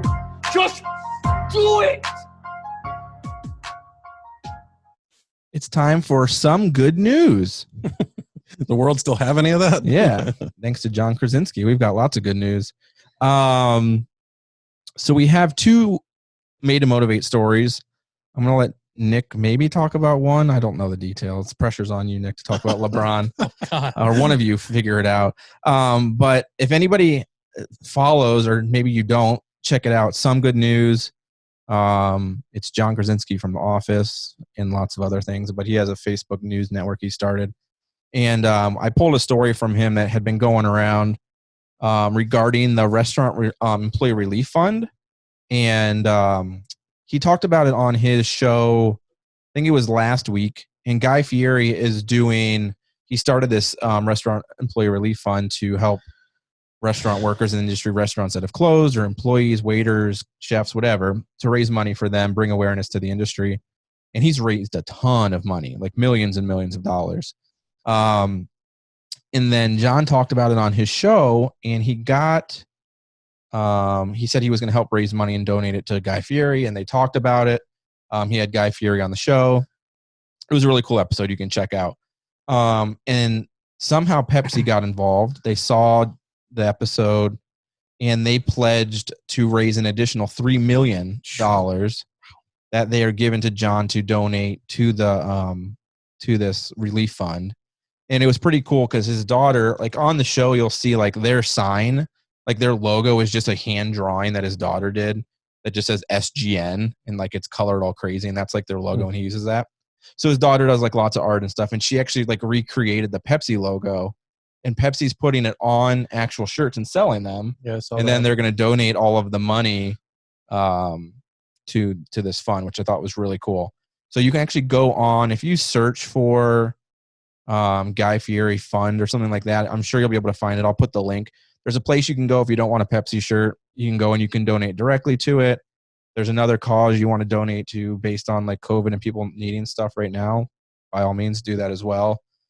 Casey Neistat recently was giving out money and care packages to people in the Los Angeles area that needed help. They were giving away $1,000 and like a little package of stuff. That's cool. There's a lot of YouTubers that are doing stuff. And that was one of those things I almost asked you guys David about. Dobrik did a really cool video. He sponsored or he did a deal with EA Sports. Yep. And he had some new merch out, but he had a t-shirt cannon and he was launching his new merch to people, but they had checks for $10,000 in each sweatshirt. And what they did is he had launched this thing like, hey, you can text me. You know how some celebrities have like that thing? Yeah. And he was like, if you're having trouble with COVID, text me your story, whatever. So him and his assistant went through all these texts and figured out where they could drive. Yep. And they went to people who lost their jobs, whose mortgages were like, he gave over like $500,000. Damn. He showed Casey up. Casey did 70. It was nuts. He did something. It's his similar most to watched that. video ever. If you guys haven't watched it, look up David Dobrik and his latest video. It is insane. It'll make you feel. Speaking of crying during stuff, yeah, I was like weeping at the end of that thing. And I was gonna bring those up because the previous conversation we had about like random acts of kindness. Oh man, and like if they're like taking advantage of that, but like in this point, whatever, people are getting helped, and like Casey, he had to make a video because the way he got the money is through one of his sponsors, like VPN or something. Mm-hmm. They gave him the money, so obviously he had to do something to make it beneficial to them. Yeah, and David tweeted like later that the monetization on his channel for that video is shut off. Yeah. He's not making any money off the views. Really? Yep. Yeah. Because I wouldn't fault him even if it wasn't. Yeah, you know, so he's like he wanted to make sure it was just through him, EA, and the people. Mr. Beast, if you watch him on YouTube, he did a really cool rock, paper, scissors tournament where he just had like 60 or whatever the bracket is of like really famous YouTubers. Yeah. And they would just do rock, paper, scissors against each other live. That's awesome. And Casey ended up being in the finals. That's dope. I gotta look that up. He lost. But who did he lose to? Do you know? Nate Shot. Like Okay, but it was really cool. Like That's awesome. Really, really super famous people too were in there, and not even YouTubers. But were those YouTubers mad that they were like losing against other and had to compete against? It other was people? so much fun. Oh, they said that they wanted to do it again, and a lot of them stayed online to like watch. That's good. And they thought that it was really like healthy competition between the two. Good. You help them like build their own brand. Yeah, you should. I wouldn't see why anybody would not want to do that. Yeah. If I got like a Casey Neistat or David Dobrik with like 12 million followers and I've only got like 100,000, it would help you too. Yeah, it helps me out. I didn't even know some of those names. I'll probably check them out. Yeah, and some of those people are sponsored by Honey. Have you heard of Honey? I have not. I have. Yeah, it's like that. The app that saves you money. Apps to save you money. Yeah. Oh, Honey. It's called Isn't advantageous. It's very dope, actually. Cool. That's awesome though. But I didn't know that. I got to watch that video because that just would be fun to it's watch. really, really, really, really cool. It's cool to see people like that with huge platforms, right? Using them for that kind of stuff. Absolutely. We lost a video. We lost a feed. We've been talking too long. What's the LeBron thing? So basically, the LeBron thing is LeBron wanted to do something for 2020 graduates, kind of like a. We got a man down over here. But he wanted to do like a graduation ceremony for those who are graduating in 2020. Crazy thing is that it's happening over on West Market Street, according to Jesse, right next to McDonald's. I didn't say that. I thought it was for his school at first. God damn. So, no, it's for all of the class of 2020. He wanted to use his star power and bring some people together. So, Bill Clinton was the last person to speak. It's actually going on right now. There's like a live update. Sorry. I got distracted there. You're good. I wasn't around to do this since Jesse used the Lord's thoughts name in and vain. comments of Jesse Young do not reflect the Made to Motivate podcast in any way. All right. Use the Lord's name in vain. Oh my God. Barack Obama spoke. He gave some words of encouragement. Oh yeah, he was really encouraging. He did make it a little political, but he said 3 key things like don't be afraid, do what you think is right, and build a community. That's his main takeaways from his thing. LeBron James got up and gave a speech. He basically says that he wants the class 2020 to recommit to your community, which is a big thing for him. Yeah. Community is always a big thing for him. And his main quote is, I know the last thing you want to hear right now is stay home. It's not my message to you. My message is to stay close to home. Maybe not physically, but in every other way possible. He said that to make sure wherever you go in life to not forget your safety net of teachers, coaches, pastors, friends, and family. And that's true to him. Don't forget where you came from. Yep. So other speakers, they did a moment where they honored the teachers who've died during the pandemic. Oh, geez. So they did like a little memoriam for them. And then Megan Rapinoe, she's like a Olympian. She spoke, World Cup champion, soccer player. Kevin Hart spoke. So excited. Zendaya did a little speech. A graduating senior whose father died on 9/11 did a speech about how he wants to grow up to be successful like him. Yeah, that would be about the same time. Yeah, that's interesting. It is crazy. So yeah, there's been some more speeches, but it's just basically because those kids were like robbed of their graduation ceremony and they didn't get a good like commencement speaker or anything like that, or it's just a cool way to kind of give back. I mean, Henry Winkler even spoke. Hey, Jason Alexander, Amy Schumer, Keegan-Michael Key. I mean, this thing is stacked. So it's LeBron. I mean, Gal Gadot, Alex Rodriguez. If you want to look it up, CNN has a live feed and then a little snippet from each of their speeches. You can look at the timestamps. Cool. Just CNN.com for reference. That's dope. As long as Gal Gadot's not singing, I'm on board. Yeah, man, that was really tone deaf. She sang? Oh my God. You didn't see that? No. Oh. Where'd she sing at? Like a month and a half ago when all this started happening. Dude, I'll watch her sing. A bunch of celebrities. Son of a bitch. A bunch of celebrities. The fuck? Everybody just saw that. Did it not happen yet? We got some paranormal activity. Sorry, Wonder Woman. We've got the live feed over here. Oh, well, apparently, I mean, basically a bunch of celebrities got together to sing Imagine. Yeah. And if you know the words of Imagine, it's a little tone deaf to what's going on right now. And then watching them singing. It's not appropriate of a song choice. No. And boy, the singing, like just the performances. I'm not looking for the best performance ever, but it was cringe, dude. My face got stuck that way. Well, none of them can, and it came off really like stoic and really like insensitive. Yeah, and it was just not good. I liked like the one, and I'm not much for this person usually. The one person that didn't take it seriously and who just went all diva with it and everything as a joke was Sarah Silverman, and like she was just doing it to do it. Like I can commend her at least for just making a joke out of the whole thing, but like Jesus man, oh God, I can't watch that video again. It would be torture for me. Did Gal Gadot look good at least? Yeah. Always. She looks amazing. Yeah. She can sing whatever she wants to sing to me. I'm not debating that, but okay. Just no more videos. Cool.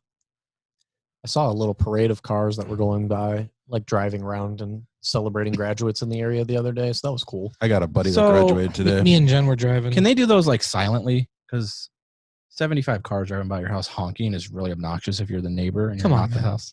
I'm just saying. It was like 10 cars. So me and Jen were driving one day, and there was obviously like somebody's birthday because they were all driving like they were in a funeral procession. Yep. And they're like driving, they're all honking, and Jen's like, we should like jump in line and join. I'm like, what if it is a funeral procession? Or like, what if it is like something sad? Or if it's like you don't know. Yeah. What funeral procession have you ever seen where people are honking and yelling though? Or if it's not even a funeral, if it's something sad, like they're celebrating like a celebration of life, or they're like, the kid has cancer and he finally gets to go outside. Like, you know what I mean? Like you guys could just join in. What's that like dance where you like get behind the person in front of you? Macarena? No, not the Macarena. That's this one. Like where you do this thing. The human centipede? No. That's, I mean, ride the train. Ride the train. Yeah. Hop ride on the train. You guys could be part of the train. You'd be the ride the train. Jeez. Nick and I were in an FYE one time, which I don't know why, because everything there is overpriced. But seriously. Funkos, man. If it's not the dollar store, it's overpriced for Jesse. Bro, that song played for like 7 minutes straight, just over and over. Just come on at it, Shang. And an FIE? Yeah, bro. I don't know. If you don't turn this song off, I'm gonna Miyamo burn this place to the ground, bro. That song is awful. And it's always so hot in there. Yeah, man. Yeah. No bueno. Are those around still? Yeah, man. I don't know how they stay in Making business. a comeback For your entertainment. You say I'm cheap, but every single movie in there is like $25, and that's not for like the Blu-ray special edition. You know who's really expensive? Barnes and Noble. Oh yeah. Why are their movies $90? God, yeah. $90. No, he's for right. what? Like, Bro, no. That's an exaggeration, but a new release Blu-ray there is probably $35.99. Isn't it the same everywhere? no. I get my movies at the Exchange, baby. Yeah. You know what I miss? Buybacks. Oh yeah. I had one by my house too. We had one right up here at Chapel Hill. Dude, yeah. Buybacks was Is that the still there? best. No, it's long gone. Moe's. I didn't think that was gonna. Oh, that's Moe's. They couldn't afford it because even though we were buying 50 movies at a time, they were like $1. They were making $47. That was the best place to buy games too, man. Dude. Yeah, buybacks. I forgot about that. I had an old Pokemon Silver that was going for like $20 there. Yeah. It didn't work, but they didn't check the stuff, so I sold it for $20 to them. Wow, bro. It was like 2 weeks before they went out of business. Well, that's why. I found some Jordan cards the other day. I wonder if they're worth any money. Oh yeah. They're over there. That location that Nick was talking about. Down I'll further. get it when I go. That location that Nick was talking about is the only place I've ever seen a Walgreens fail in my life. That Walgreens closed? Yeah. What? Uh-huh. I'm like, how does What's a there? Walgreens close? Nothing. It's just a Walgreens. Yeah, but how does a Walgreens fail? There's never anybody in there. I knew the manager there because I would get special edition like Walgreens Funkos and she would order them for me. Yeah. And they got to a point where they had to like take out 2 aisles and just like expand their aisles, and they just were not getting enough people. They would only get business from their pharmacy. Well, it's a really weird location over there because It's not a you great can corner. only go up and then turn left. Yeah. And if you're going really quick, you could easily miss And it. she said that being so close to the Walgreens and State Road that does so much business, and then the Walgreens at Six Corners, Yeah. they could not. I don't think I've ever seen like a pharmacy like type place go out of business. There's so much competition there because you have Wild. the Sam's Club pharmacy, Yeah. and then you have Giant Eagle pharmacy, Oh, that's true. and you don't need a membership for the Sam's Club pharmacy. And it was just destroying. You don't need a Sam's Club membership to use their pharmacy? No, it's illegal to charge a fee to get medicine. Wow. Same with alcohol. I did not know that. The more you know. Perfect. And it's super cheap. Wow. That's pretty. That is really good to know. Remember when we used to do tip of the week? Yeah, man. Life hack of the week. There you go, Nick. You can go to Sam's Club and get your pharmaceuticals without a membership. Yeah, and just ask your doctor or your insurance, and it's usually super, super cheap. And especially if you have pets, if you transfer your pet's medicine over to Sam's Club, it's probably 80% cheaper than where you're getting it now. God, yeah. So it's cheaper just because it's from Sam's Club? Like, yeah. Not even based on insurance? Because it's and based everything? on membership prices because they have like a bulk thing. Wow. But it's technically illegal to charge someone a fee Just like to get medicine. like AARP. That's crazy. Remember that code that he found too, man, that or AARP, how Yeah. you don't have to be 65 They or can't whatever. legally. They can't do that either. Damn, back from Orlando and on his game. Yeah, man. Right. The big thing is with alcohol because people will go in there That is a and buy big deal. beer, bulk, and buy like, That's a Maker's huge Mark deal. bourbon or For whatever. sure. Nobody knows that. No, What's their No one liquor knows selection that. like there? at this one at Chapel Hill, it's not that great. Yeah. But you used to sell a barrel of Jack Daniels. How much was that? It was like $6,400. I just want the barrel. Barrel. That's a lot. Jesus. It's a lot of Jack, though. But you Dude, get a to keep barrel? the barrel. I know. You dope. would have put that in your house. I couldn't drink that much Jack. You can just put a tap on it. Over time, yeah, man. Yeah, it And just ages let it well. sit. Keep that. Dude, how Yeah. many gallons are in a barrel? Put some chicken in I there. don't let it know how many marinate. gallons are in a Oh, barrel. man. A lot. That reminds me of TJ Did you say Fridays. put some man. chickens in there? Yeah. What did you just say? You would pay attention. I You'd guess I need to. You like the Jack Daniels whiskey chicken at TJ Fridays? How many Ooh, gallons I do. are in a barrel? I don't think a barrel is a unit of measurement. Yeah, I just just figured Google I thought Jack Siri might Daniels know. barrel. Siri's supposed to know everything. I do like the Jack Daniels. How many Fridays, though. dollars are in a doubloon? One doubloon. Jack Daniels whiskey slaps, bro. I asked Jesse to find out. He didn't, so I asked Siri. 53.3 gallons. Damn. Gallons. That's a lot of Jack. Woo! How many shots are in that? How many shots in a gallon? Serious. I got you. You can tell Ryan's from Ellet. I'm not from Ellet. Chris is from Ellet. Hey, fuck you. Bro, did you see the video of them tearing down the gym? 85.3. 85 shots in a gallon times how many gallons was that? That seems low. 85.3 Times 57? times 56. That doesn't seem right. What, that Chris is from Ellet? No. That's 4,776.8 shots. Damn. Yeah, there's not as many shots in a bottle of liquor as you would think. Huh. There's only like 30? 20. Yeah, like high 20s. After a nightmarish freshman year at Cuyahoga Falls, I had the choice between either Ellet or Garfield. I wanted to You said live. 47,000. So there you go. 4,700. No, it was 4,770. I was not suicidal. No black tigers for you? You Nope, don't like- just freshman year. If you sold No. them like as the Black shots, how much Tigers? you could make? Awful year, dude. Oh, Awful. man, that sucks. If you sold them as shots, that's how much you could make. Boy. So you can make 23 grand if you sold that barrel of shots. God. How It's many a pretty good What investment. an investment. How many pennies in 23? How many pesos? Oh my god. Jeez. The content. That's why the show is free. I know. All right, guys. I think that's everything. I think that's it for this week. Yeah, don't forget to go over to Does It Suck Facebook page and check out my Patreon. Yeah, and go to thefilmfreak.com and go to Jesse's non-existent website and I don't have a website, guys. Jesse's really marketing himself well. check out my Etsy and buy some stickers. If you want the Donald Trump one, just message me directly. And yeah, that's it. We'll talk to you next week. That will be the last show before I go on vacation. The Before I first go person camping. to mention code China gets a free sticker.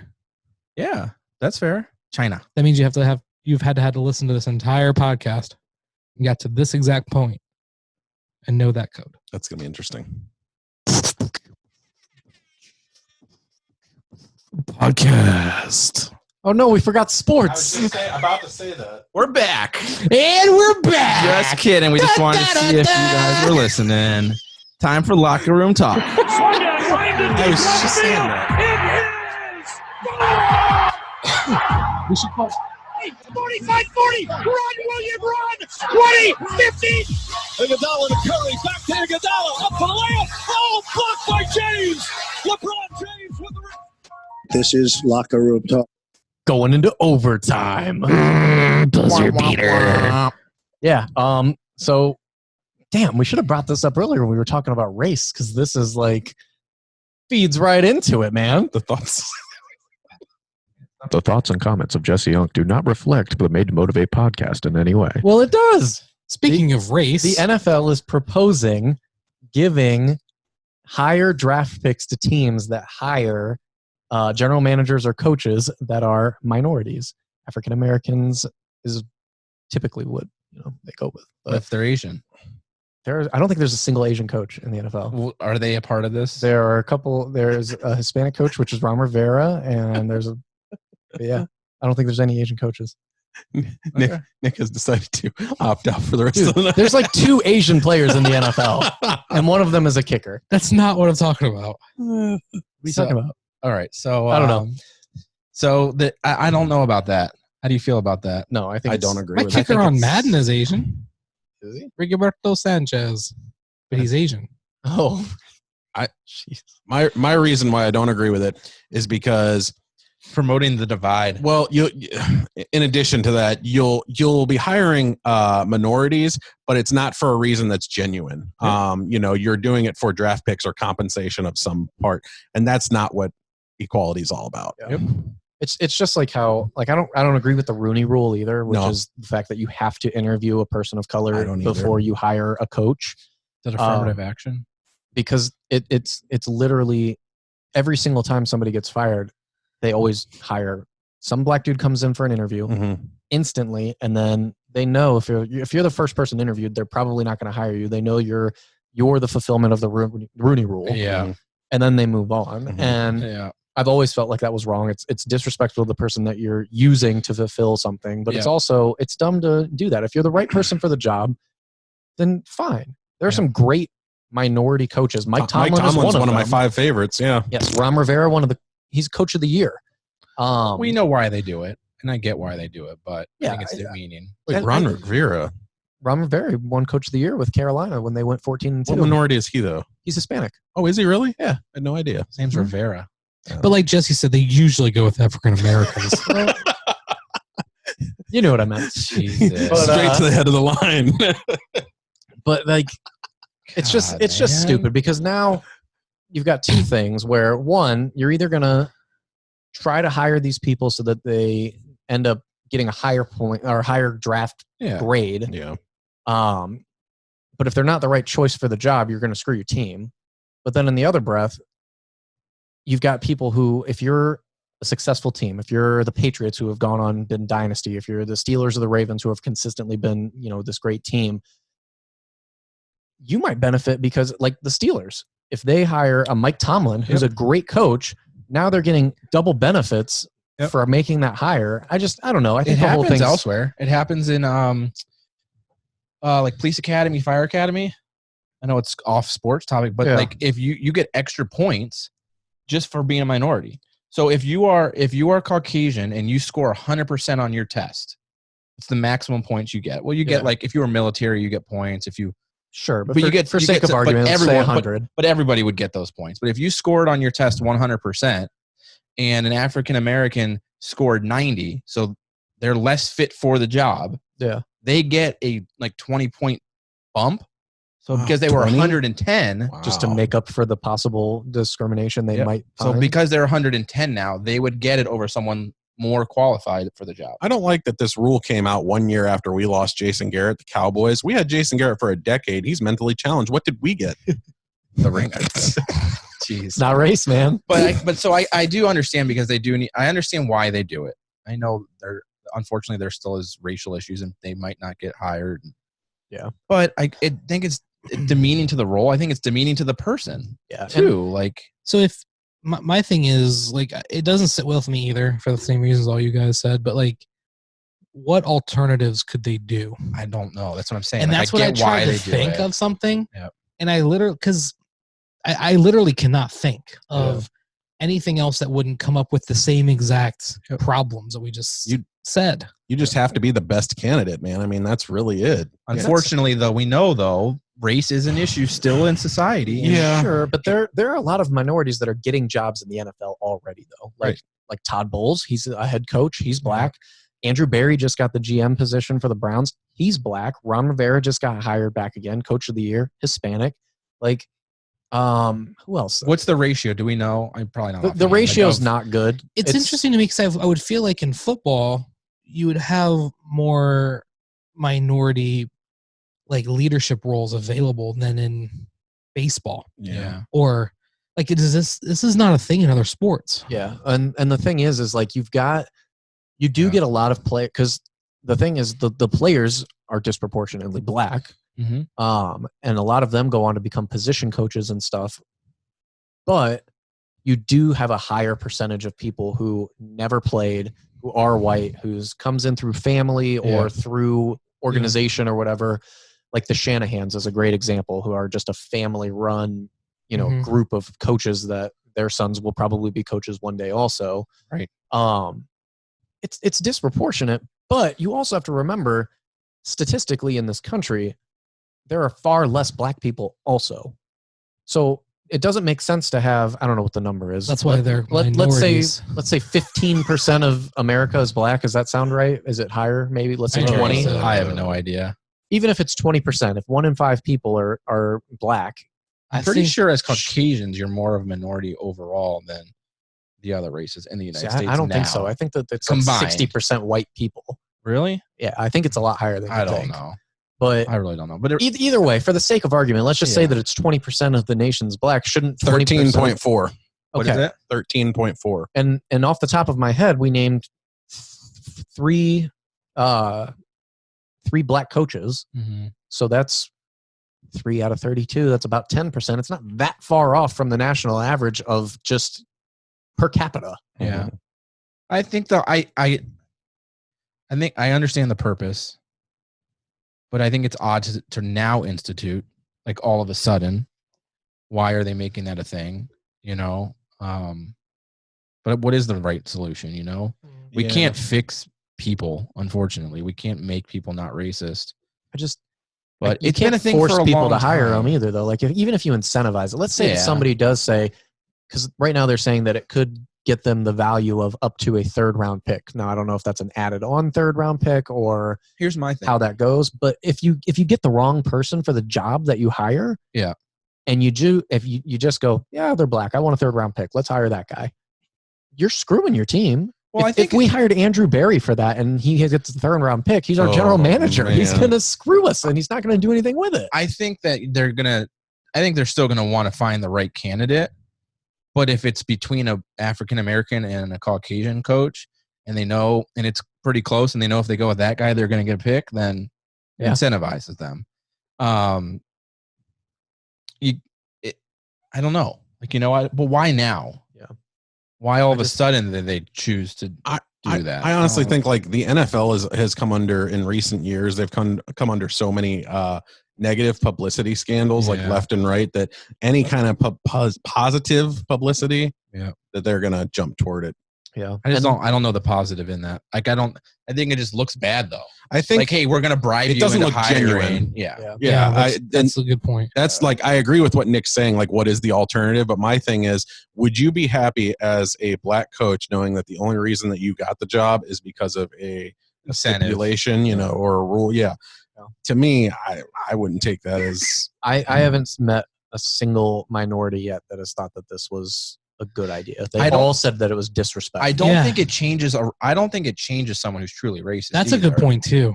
The coaches and things, like whenever I've heard them talk about it on the radio or like interview, they're like, I don't want to be hired because of a caveat. I want to be hired because I'm worthy of the job, and it makes me want to work harder. Mm-hmm. Yeah, I'm telling you right now, like, we just got McCarthy, and I'm psyched about that, the Cowboys coach, but I would trade him tomorrow for Mike Tomlin. Like, I would tell him pack his bags and leave town. And is a 3rd round pick really worth that? If it's, is that what they get, a 3rd round pick? It's up to the value of a 3rd round pick is the. This is all just a proposal. This isn't actually happening. Like a 1st round or something like that. that. No, it's a 3rd round, and you can get some value at the 3rd round. Yeah, but like if you're putting somebody in a position of power to either coach your players or lead your team in terms of building. So if they're not the person, for the job, it's not worth the pick. And here's my question. So tomorrow, 32 owners go out there and they say, we're all hiring black coaches tomorrow. No problem.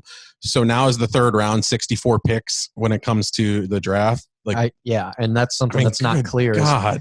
Are you taking a pick from some? Because they do compensatory picks, but like, I don't agree with those either. Yeah. Like, you haven't earned any of that stuff. It's things that they do to try to keep the talent level equal in the NFL, which the NFL does a great job of. There's turnover every year as far as a powerhouse level team, except for the few people like the Patriots who consistently are good. They're the rare exception. Yeah, but most of the time your average team turns over in 3 years. That's your window. You get an opportunity, and after that, it's done.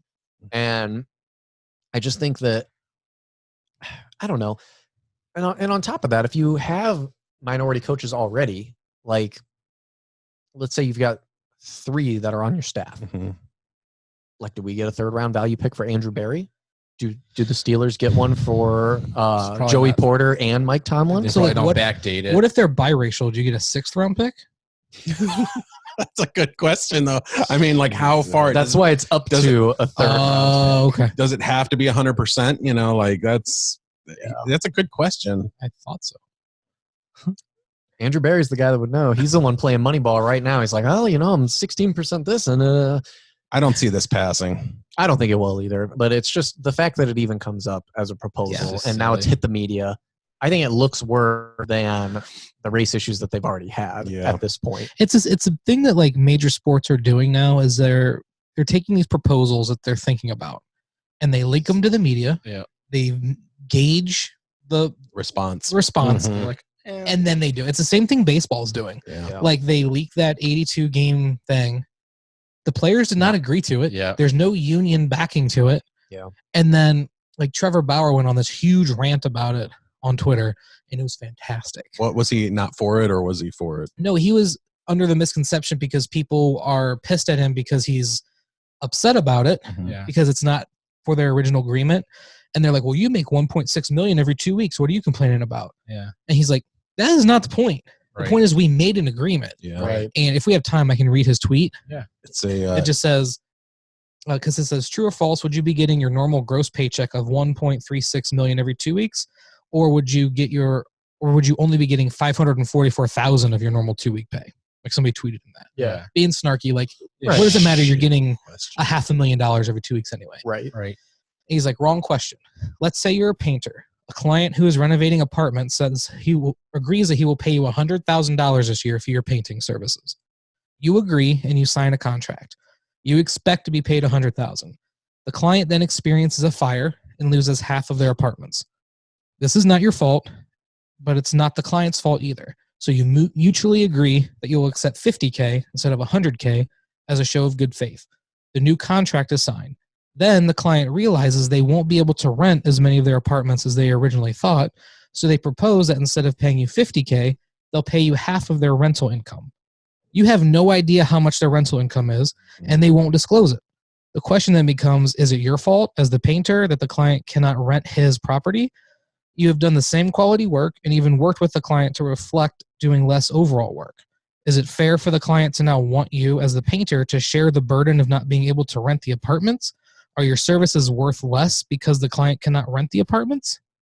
That's a great analogy. I was just about to say that. Yeah. And if you Who don't wrote follow that for Trevor him? Bauer, Yeah. you need to, because this dude is legit. Yeah. He's just that fucking smart, dude. And He is a great follow. And it's a good point because they made an agreement, and now the MLB is like, well, how about this? We'll see how everybody reacts to it, and then we'll just force it upon you. Well, and that goes back to the problems with the NFL too. Is it's like the problems are not typically in the team aspect. It's not the coaches that are usually the ones doing the racist things. It's not the players that are usually doing the racist things. It's the owners. Oh, yeah. The discrimination in hiring goes with ownership. Yeah. And Donald Sterling. Yes, exactly. Wow, there's no better example. And that's what it is. And you've got people like what's his name down in Washington.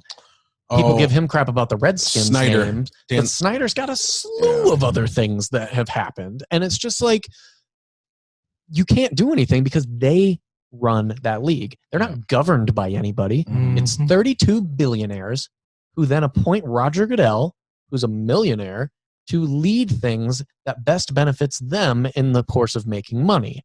And if that means, hey, we don't want this to happen, we don't want all these black guys running our teams because we don't like them, but we love when they're athletic on the field, they're going to do that. And Roger's going to go, well, hey, guys, how about we propose this and it'll look really good? And they're going, oh, yeah, Roger, that sounds great. Let's make it so they get a 3rd-round pick if they hire a black guy. And they think it sounds great because they're racist. They don't know any better about public perception of how shitty they are.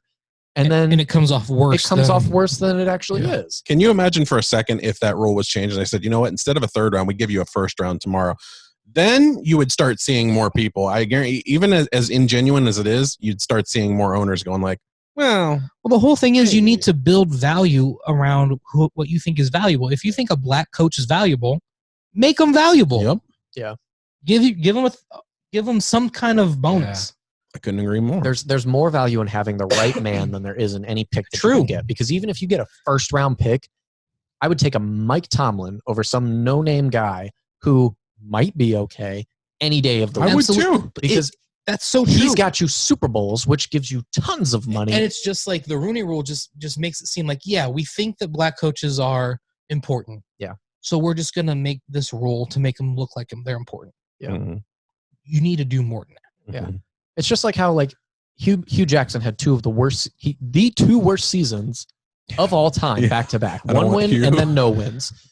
If you see that he gets high, if the season ends at the end of this year and you see that he's been interviewed, instantly you would go Rooney Rule, right? Because he's so shitty that nobody's going to look into him at that point for a head coaching position. Well, that did happen with some team. They did bring him in the offseason. Cincinnati Bengals. That's right. Yeah, and that was their one candidate. Yeah. Yep. And then he was gone after like 3 games. Yeah. It should be mandatory that you interview one African American coach every year, and for that interview, you have to pay him $500,000. Wow. As incentivized, just so that they can't use the. I think, make them valuable. Yeah. If you think they're valuable, just don't be like, here's the thing. No, show that they're valuable. Yeah, we don't want you. We're just bringing you in here. Yeah, just as that's a routine. shitty. Yeah. Because it's so easy, like Jesse said, just to be like, that's the Rooney Rule. They're going to be gone in an hour. Right. Yeah. And imagine being that guy, because one, you don't want to think to yourself, they're using me to fulfill this requirement. Mm-hmm. Yeah. So you're probably flying across the country to go to meet with these people. Prepping yourself, getting yourself... with hopes that you're going to get hired. Yeah. And then it's just crushed, and you find out that you're just there to fulfill a race requirement. Giving them a monetary investment would make it so they'd have to be serious about it. Yep. Yeah. 500,000 might be a lot, but if your interview, you're paid 50,000, and if you're hired, it's part of your salary or whatever. Exactly. If you get the job, and if you don't, then you get the 50 grand. But again, that's not a bad. I mean, I don't know how you. Neither do I, but it's not, but it's a good point Yeah. though, because then you're actually showing true value in it, and you're making it worth their time. Because to both of yours and Jesse's point, they're doing all the prep work because they really are hopes that they're going to get this job. Like imagine just to get shot down, and you can't turn down the interview because you might not get another one. Yeah. But going in like, well, I'm the first fucking one. I'm just imagine it's a head coaching job that you've always wanted, and you have to get yourself psyched up for it. In the back of your head, you're just the scapegoat. I'm the only African American getting hired or getting interviewed right now. Yep. Yeah. So I looked it up. Going into this season, there are only 4 minority head coaches, and that's Mike Tomlin, Anthony Lynn, Brian Flores, and Ron Rivera. So we got 3 out of the 4. I forgot about Anthony Lynn out in L.A. What happened to Jim Caldwell? What race is Anthony Lynn? Anthony Lynn, I think, is black. Thought he was going to be Asian. No. I told you, man. I asked about Asian coaches, and you made it like it was no big, like that wasn't a thing. I really thought. I thought Lin-Manuel Miranda was Asian. I think there's only 2 NFL players that are Asian right now. Lynn? Yeah. What's his last name? Jeremy Lin. He's Asian. Yeah, he is. He's the greatest of all time. I know I sound like a dick, but like I would just think that. I would put Jeremy Lin. I would put Jeremy Lin above Kobe Bryant in my list of all time. Whoa. Best players? Yes. He's getting incentivized over there. Speaking of which, who's paying you off?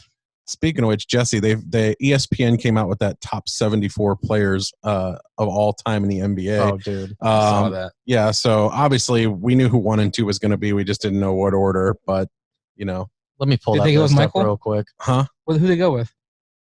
1 and 2. Do you want to Michael was 1 and LeBron was 2. Yep. Kareem was 3.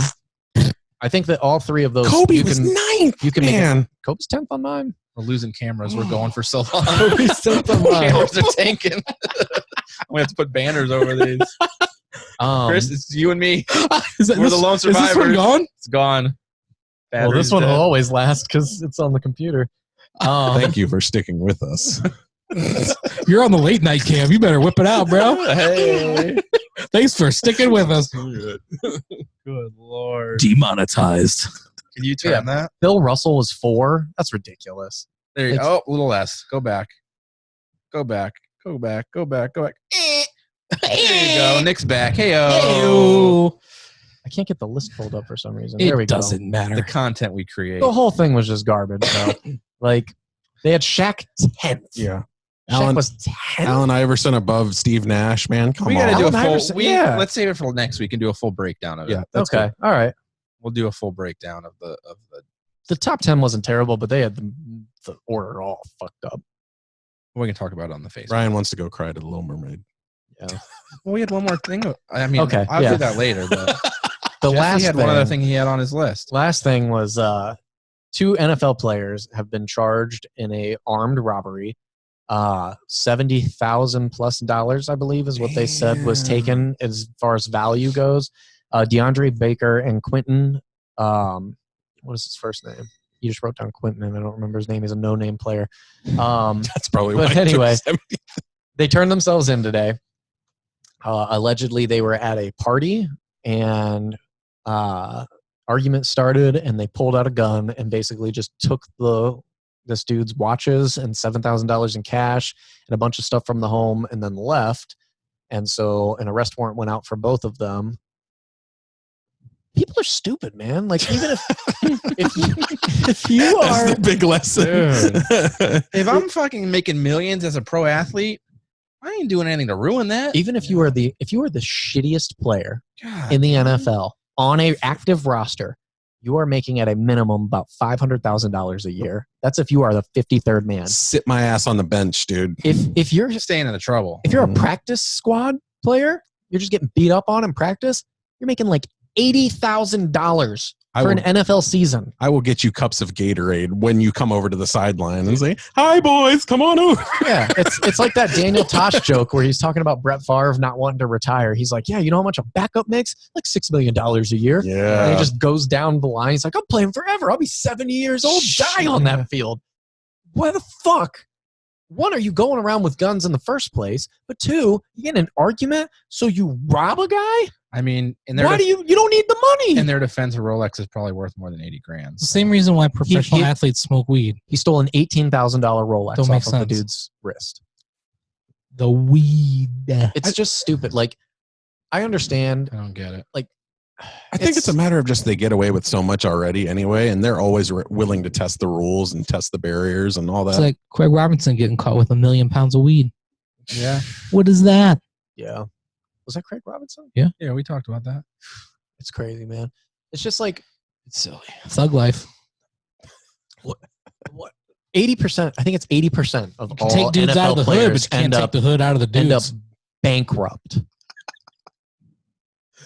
I don't That's get real it. talk. On my mama. There's a great Blood. 30 for 30. Jesus. He got so close to that microphone too. The thoughts and comments always of Jesse close to the Young do not microphone. reflect the Made to Motivate That's podcast on blood. in any way.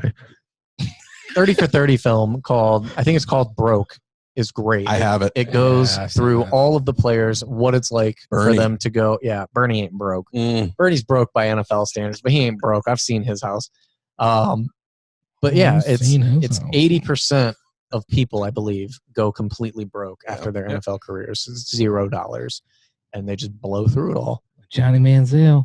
I mean, that I can at least understand like living fast and spending all that money and everything, but to be doing stupid ass crimes and robbing people when you're making that type of money is just dumb. Stupid. Get some fucking sense.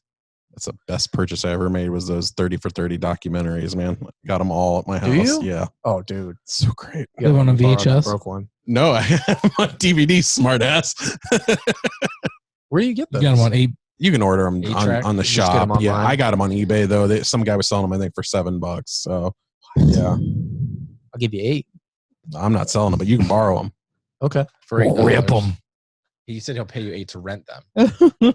$8 per A day. copy to rent it Okay. I didn't say that. Per day. Well, shit, fine. Take it for a week. per day. But yeah, that's all I got for sports. It's been a slow sports week. Alrighty. So I think we're ready. Overtime is done. Overtime is done. Buzzer beaters. Don't forget that code word for the sticker. You got to find it. I'm not saying it again. Find that sticker. Find that sticker.